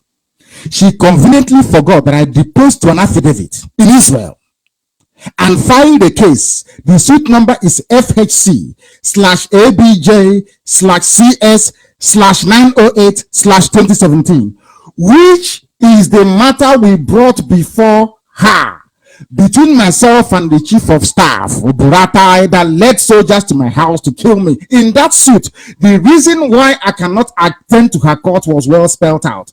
My deposition was duly sworn before a notary public in the state of Israel. Official. A copy of the said sworn statement my lawyers filed before Binta Nyako. That is my statement where I was telling Binta Nyako what happened, but she came to her own court and lied that she had nothing before her. And she's a judge or justice. It is a fact on court records in front of Binta Nyako that the Nigerian army came to my home to kill me. I lost 28 men at my home in Isama Faruku on the 17th day of September 2017 in a murderous raid that left many more injured. 28 unarmed and defenseless persons were shot to death without any court order. Many were abducted and have not been seen till today. But some idiots, perhaps full of their own ignorance, are somehow talking about my arrest as if the army is not culpable. Let us see what the Supreme Court said about a court adhering to its schedule, as Binta Nyako ignored. It is called court's own published case list and how that should be treated. In other words, Binta Nyako case on a day that she did not adjourn my case for hearing. Ambush. Judicial banditry. Many Nigerians don't know the meaning of common law, but tonight I will educate you. Or why it is said that Nigeria operates a common law system. So, for the purposes of greater clarity this night, we shall first acquaint ourselves with the meaning of common law. Common law practice. You must know what it is before we go on to expose the ignorance of the Nigerian judiciary as encapsulated in the pitiable performance of Binta Nyako. Let us look at the definition and the meaning of common law. What is common law, I ask? Listen carefully. This is according to Encyclopedia Wikipedia, not Encyclopedia Britannica. I'm sure they really said something as well. In law, that is common law, also known as judicial precedent or judge-made law or case law, is that body of law, listen carefully, derived from judicial decisions of courts and similar tribunals.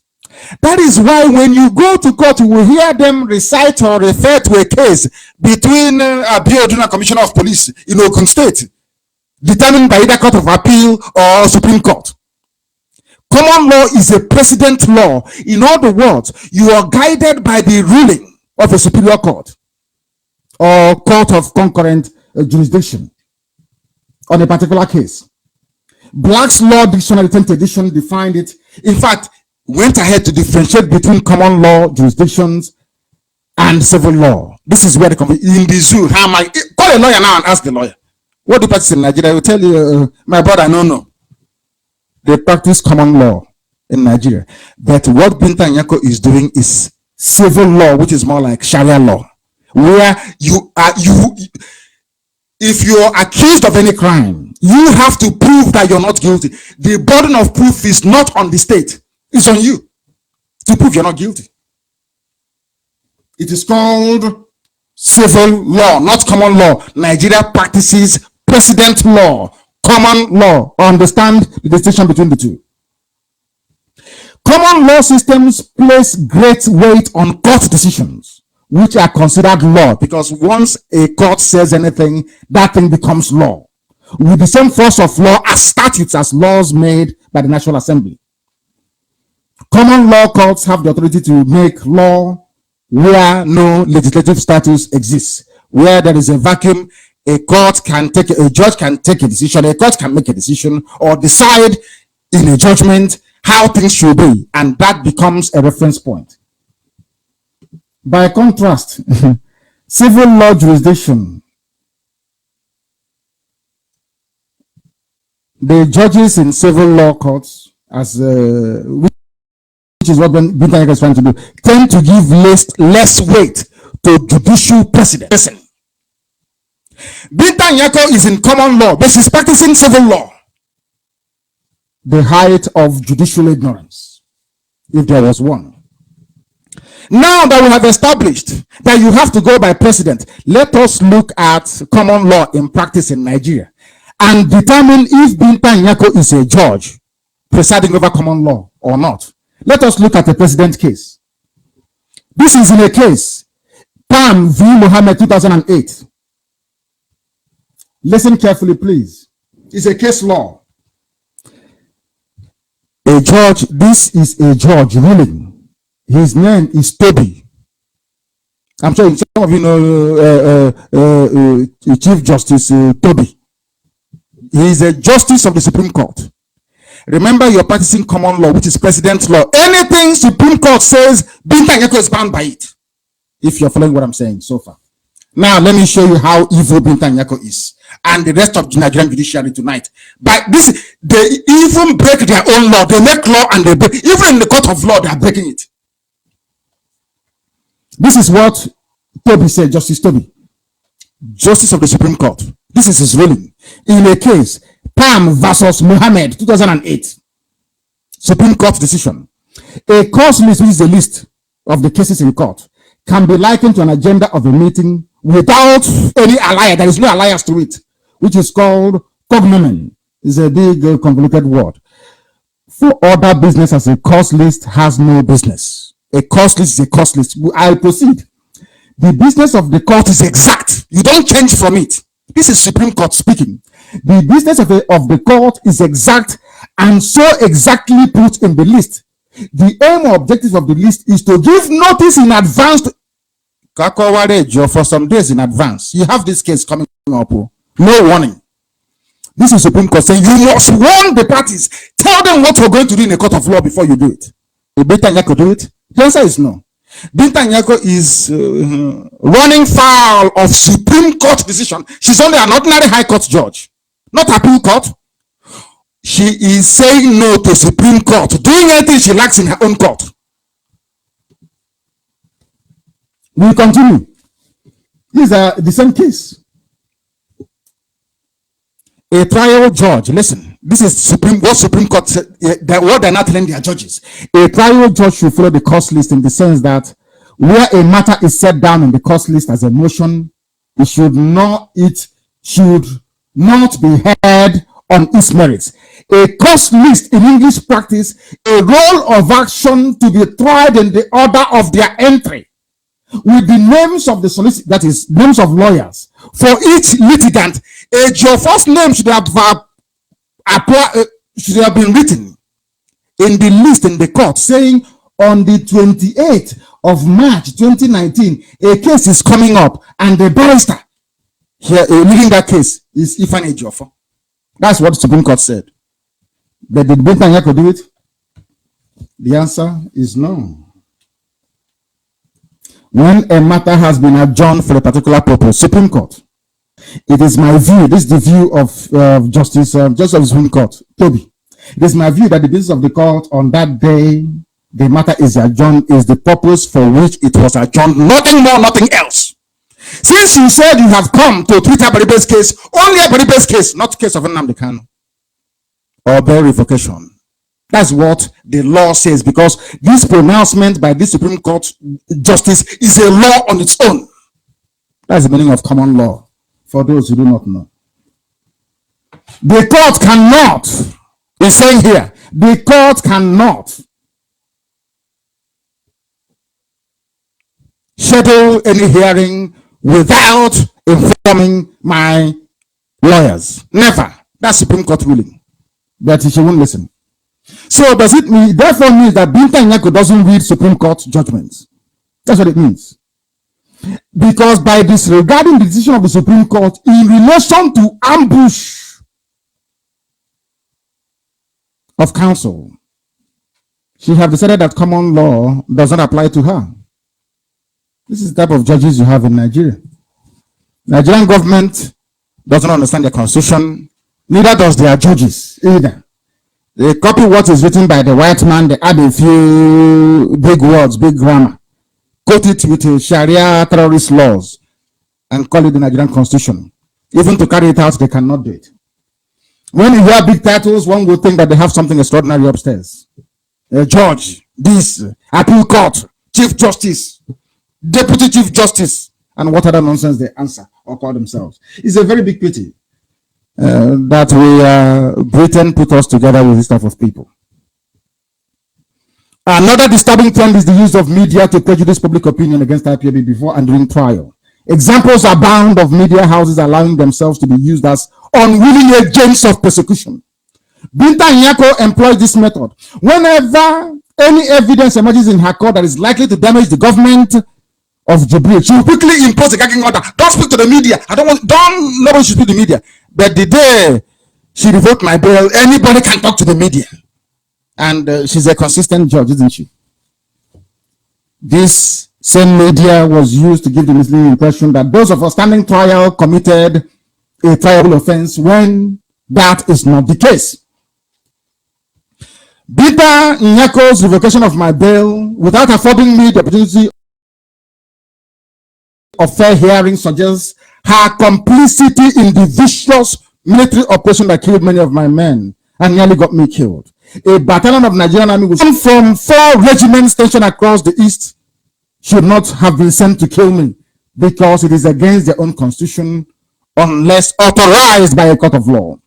The lethal military operation levied against my home and my person was so notorious that the whole world had notice of it. How come Binta Nyako is claiming she did not have judicial notice of it?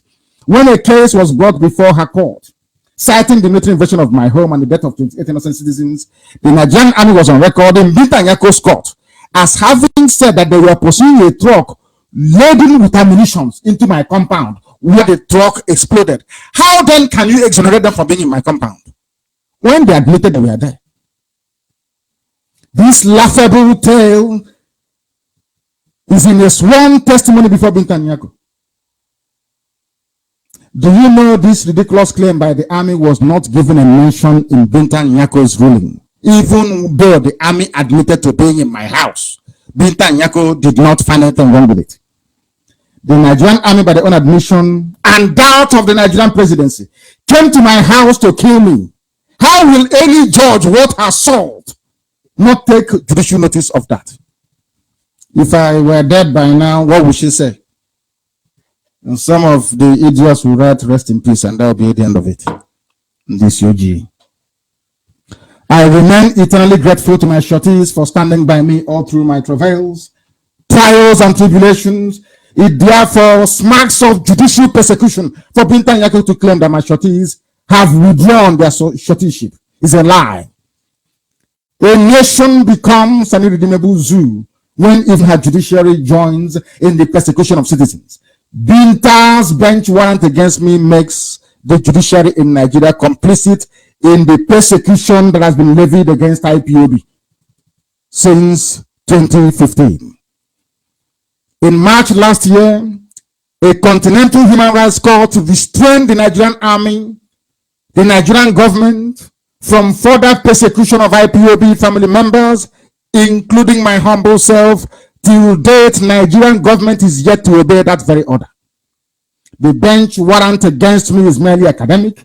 It will surely be ignored by an international legal and diplomatic order that has voiced its disapproval of what is happening to IPOB in Nigeria. We will now come to the crux of the matter this very evening. And I'm sure why some people are here. It is called the principles of no punishment without law. It is in the Nigerian Constitution, section 36, on page 24 of your Constitution of the zoo. Listen carefully what the Constitution of Nigeria says and why IPOB is right. Sometimes I say to people, when you have talking, ignore them, they know nothing, their brains are empty. I want to prove it tonight. Do you know that we have been right all along? IPOB has been right all along from day one. Everything we are doing is right. And I thank heavens that some of you have remained steadfast till this very day. Section 36 of the Zoo Constitution on page 24. Subject as otherwise provided by this Constitution, a person shall not be convicted of a criminal offense, listen carefully, unless that offense is defined and penalty therefore is prescribed in a written law. And in this subsection, a written law refers to an act of the National Assembly or a law of a state, any subsidiary legislation or instrument under the provision of a law. We continue. This section 36 of the Constitution, subsection 12, which some of you have and I want you to refer to it, prohibits, you know the meaning of the word prohibition. It stops Binta Nyako. It stops the Attorney General of the Zoo. It stops Jubril, Abakiyari, Dambanza, all the rest of them. It prohibits any trial. In other words, the Constitution of Nigeria prohibits my trial and that of my or conviction of anybody in a Nigerian court of an offense not written down. Now listen again, please. The offense they're charging me with is not written in law in Nigeria. Because treasonable felony must have ingredients supporting it. When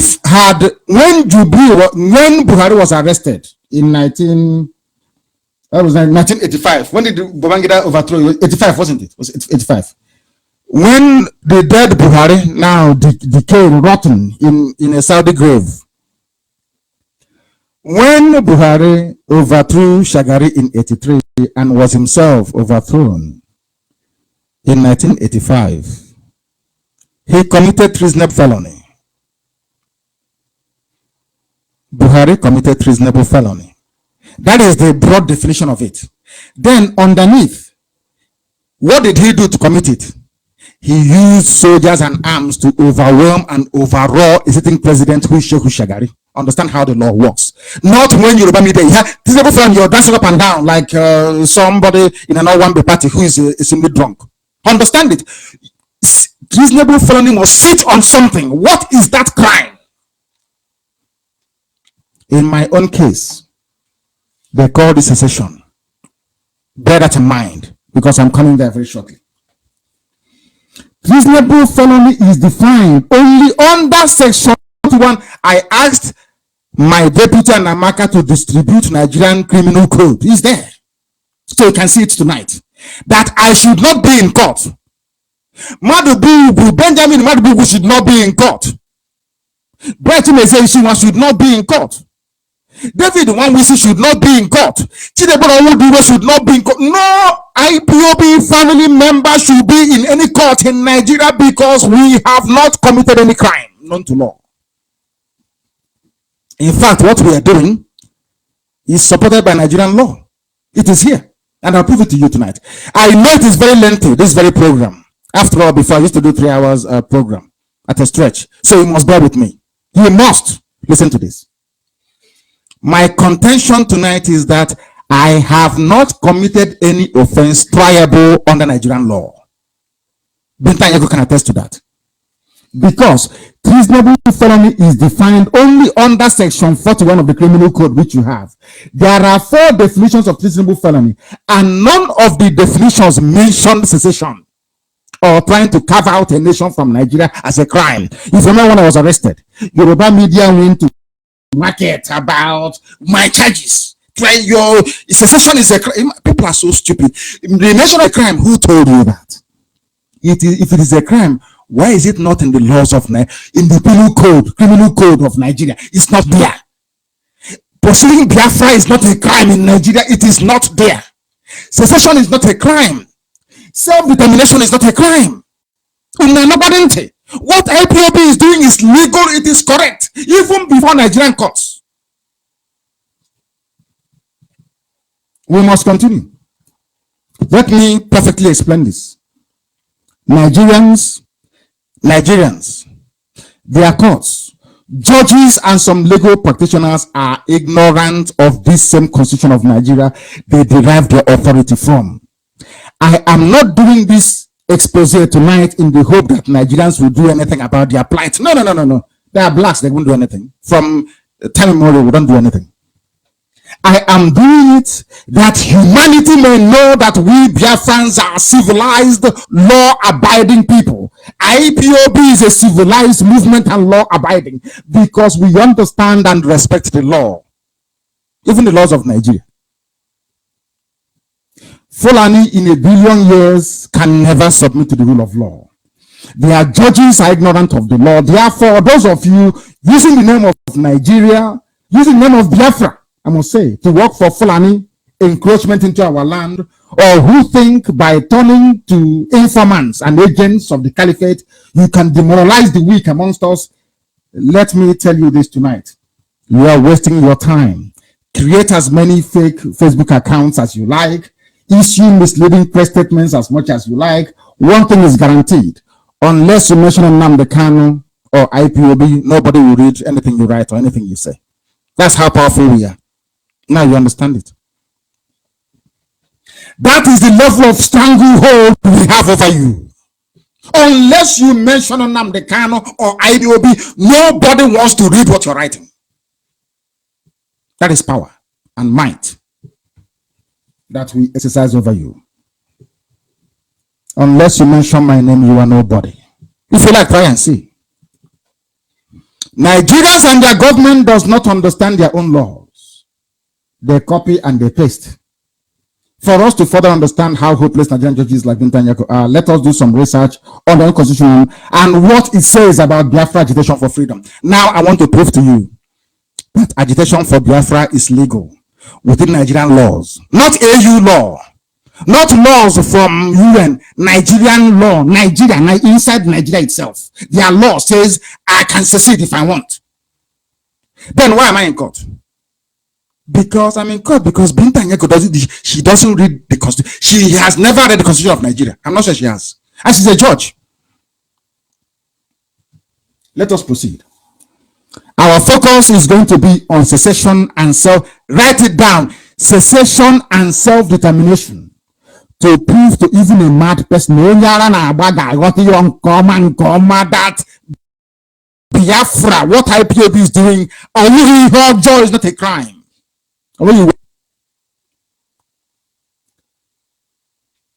Even a mad person living under Ojuelegba Bridge will know tonight that IPOB, what we represent and what we are doing is not a crime. I know I should have treated this very issue separately. Maybe I will at a later date as well. But I want to use tonight to lay down for the world to know how inept, corrupt, and ignorant Nigerian judges and their courts are. This landmark broadcast tonight is of historical importance and significance. And I've asked my deputy to make sure that it is placed on various media platforms for reference purposes, because things can never be the same again. All of you have a copy of the Constitution which you'll be looking at. If you amend the Constitution, everybody knows about it. We must bear in mind at all times the supremacy of the Constitution in all matters to do with the law in any country in the world. Chapter 6. Go to the criminal code that was circulated. Chapter 6, section 41 of the criminal code, which defines the offense of treasonable felony, for which I and others have been charged for conspiring to commit. This is what it says. You must do, for you to be charged with treasonable felony, you must do one or all of the following. And now, as I'm reading it out, think of IPOB and see if you committed any of these crimes.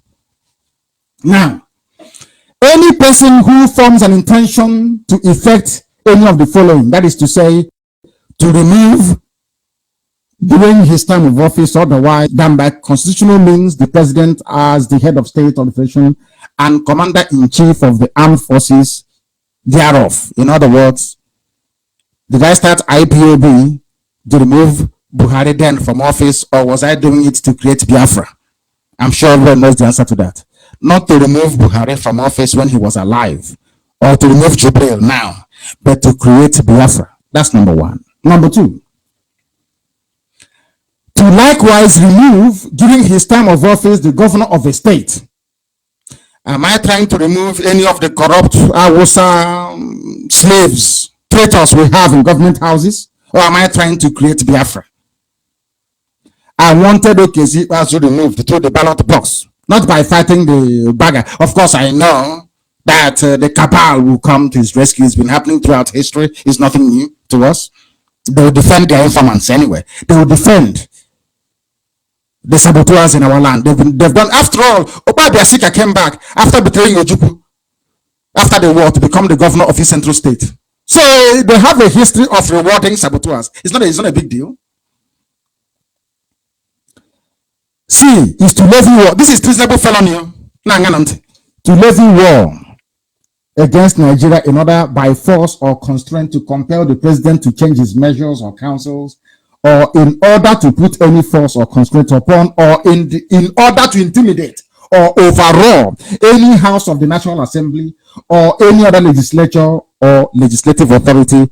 Is that what we are looking to do in IPOB? The answer is no. We just want Biafra, a separate homeland for Biafran people, not to take over any house of assembly. Now, ask yourself this question. Those people that invaded National Assembly and ran away with the mace, are they being tried for treason? The answer is no. But the law here says they should be tried for treason. You know, it's zoo now. They don't know their own law, do they?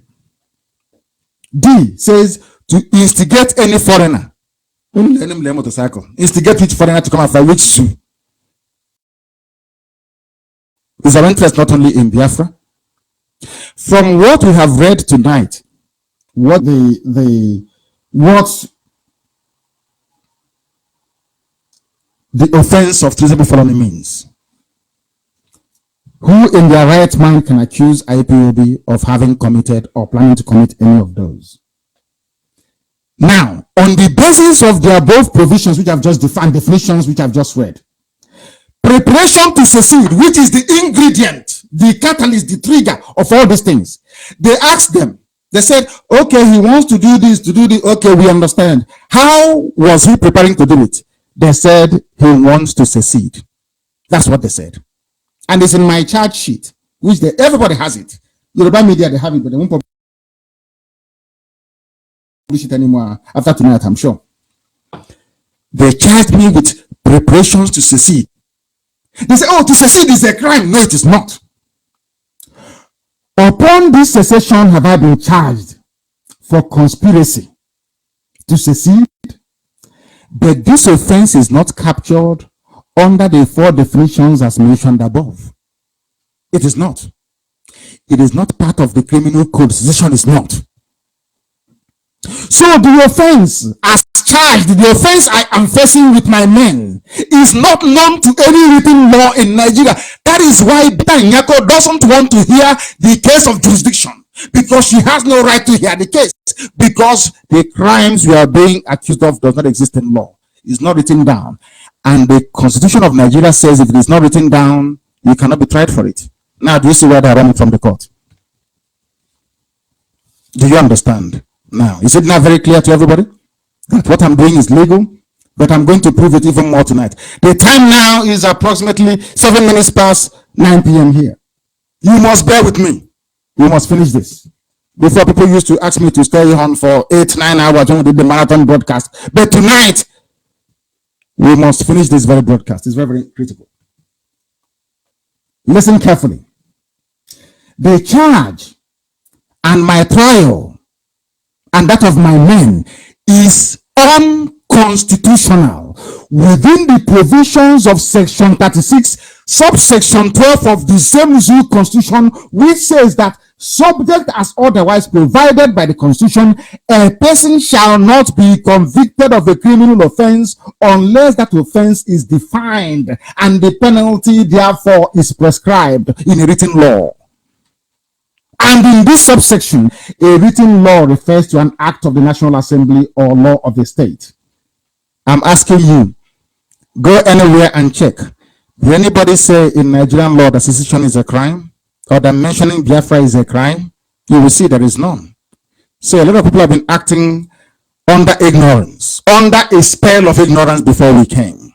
That is why I said before, anywhere we go, we bring light to it. We are IPOB, the very best of the best. I said the very best. You're not getting an IPOB, you're a child of Lucifer. Nothing good shall ever come out of your life. I'm telling you the truth. Before heaven and this very earth. IPOB is, we are whiter than white and whiter than snow. That is why all their plans against me can never work. And they know it. Now we are going to look at the laws from which I derive my authority to run IPOB, from which I derive my authority to ask for secession and to carve out Biafra from Nigeria. I have Nigerian law by my side, and tonight we are going to look at it.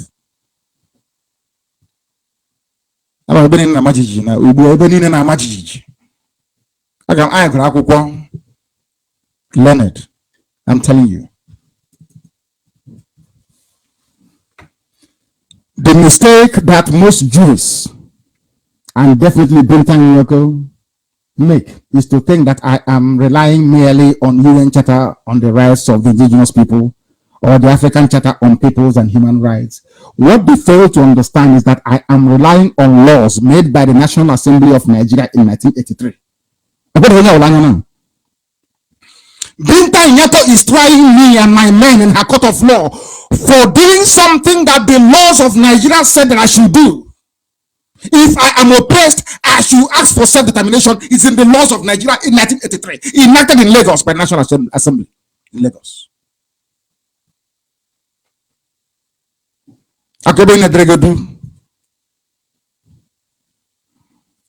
When I said in their court they cannot jail me, I know what I was talking about. They can't. Not in a trillion years. All this backyard business. If they come out and face me, they will lose. That's why they came to kill me.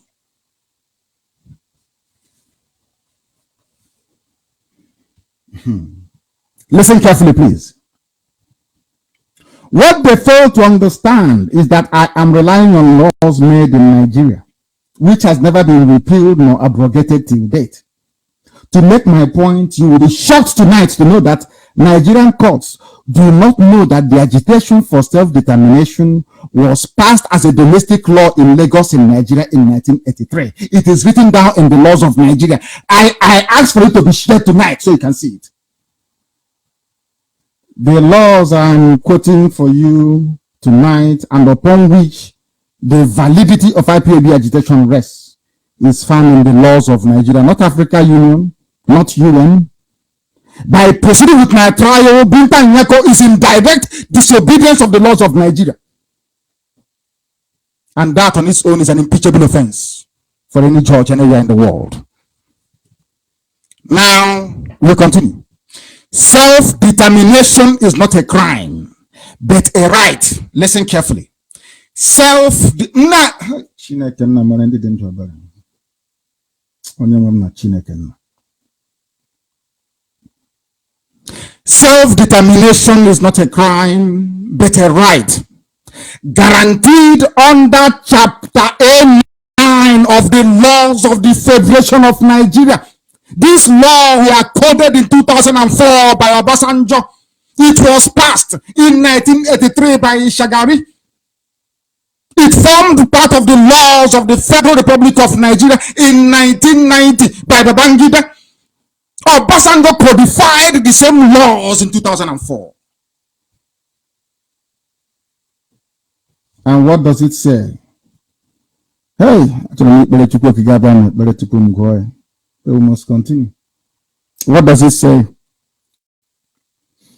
Oppressed people shall have the right to free themselves from the bonds of domination by resorting to any means recognized by the international community. Article 1 of the same law provides that Nigeria shall recognize the rights, duties, and freedom and shall undertake. Nigerian law says that Bintan Nyako must undertake. The House of Assembly in every state in the zoo must undertake. The National Assembly must undertake, adopt legislative and other measures to give effect to Biafra agitation for freedom.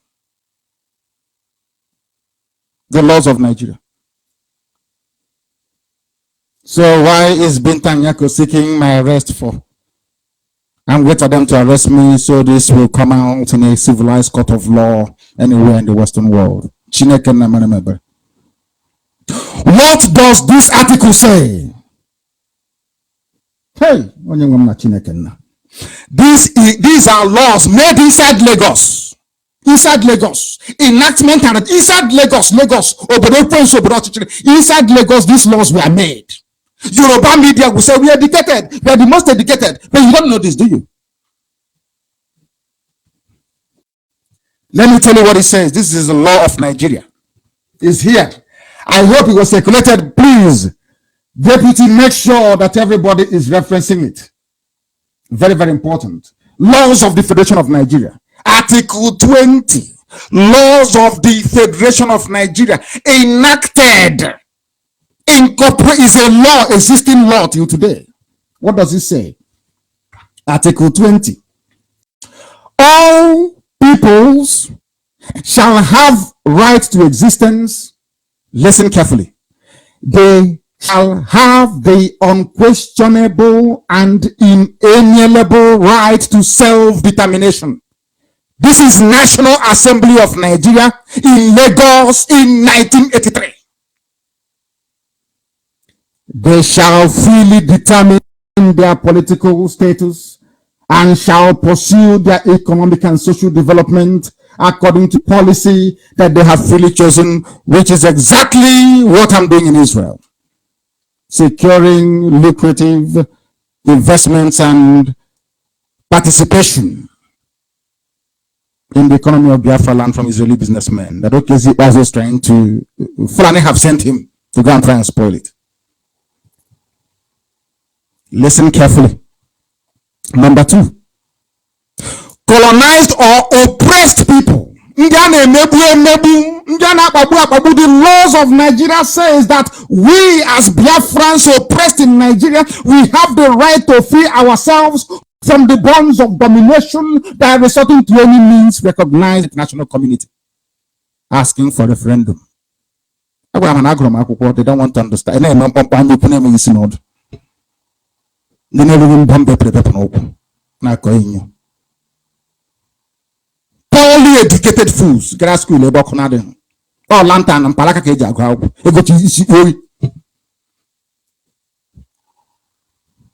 You want to challenge me? Oh, teacher.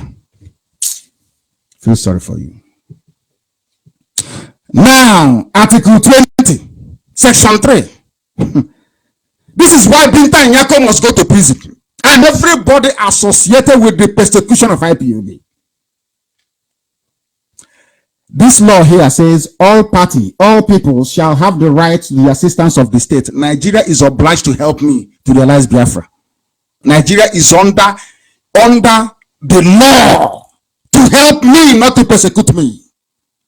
All peoples shall have the right to the assistance of the state parties to the present charter in their liberation struggle against foreign domination, be it political, economic, or cultural. They are under instruction to help me. But this is the law of the Federal Republic of Nigeria, not from Africa Union, because this was ratified debated in Lagos in 1983. On Shagari in 1983 made this to become law. Acknowledged in 1990 by Brangida and Obasanjo in 2004 when this very law was codified. Brought together, that's the meaning of it. a compendium brought together. Was codified. That's why you see 1983, 1990, and 2004. I should have listened to my father and read law, to be honest. Those compromised gutter media that litter Yoruba land will never tell you this. None of these laws have been repealed or abrogated to date. It is upon these laws of the Federal Republic of Nigeria that I demand for a separate homeland for the people of Biafra. On the laws of Nigeria. I stand on the laws of Nigeria to make my demand tonight. This claim is irrefutable, and if any so-called learned friend or learned enemy wish to contest this immutable fact, they should please write to join as a party in my trial. But first of all, Binta Nyako must hear the application challenging her jurisdiction. She's not a judge, I'm telling you the truth. The arrest, detention, and murder of IPOB family members is illegal, unconstitutional, and in material breach of the written laws of Nigeria. The fact that judges and supposed learned practitioners allow this travesty to continue is indicative of the level of ignorance that pervades the Nigerian judiciary. Secession is not a crime written in law. Why am I being tried? Why are my men being tried? Why is IPOB being persecuted for doing what the laws of Nigeria say should be done to any group of people who are oppressed? This is the written law of Nigeria. How can any judge, judiciary, justice system, or state prosecutor seek to punish anybody for doing what the law says? Now understand why Nigeria is a zoo, don't you?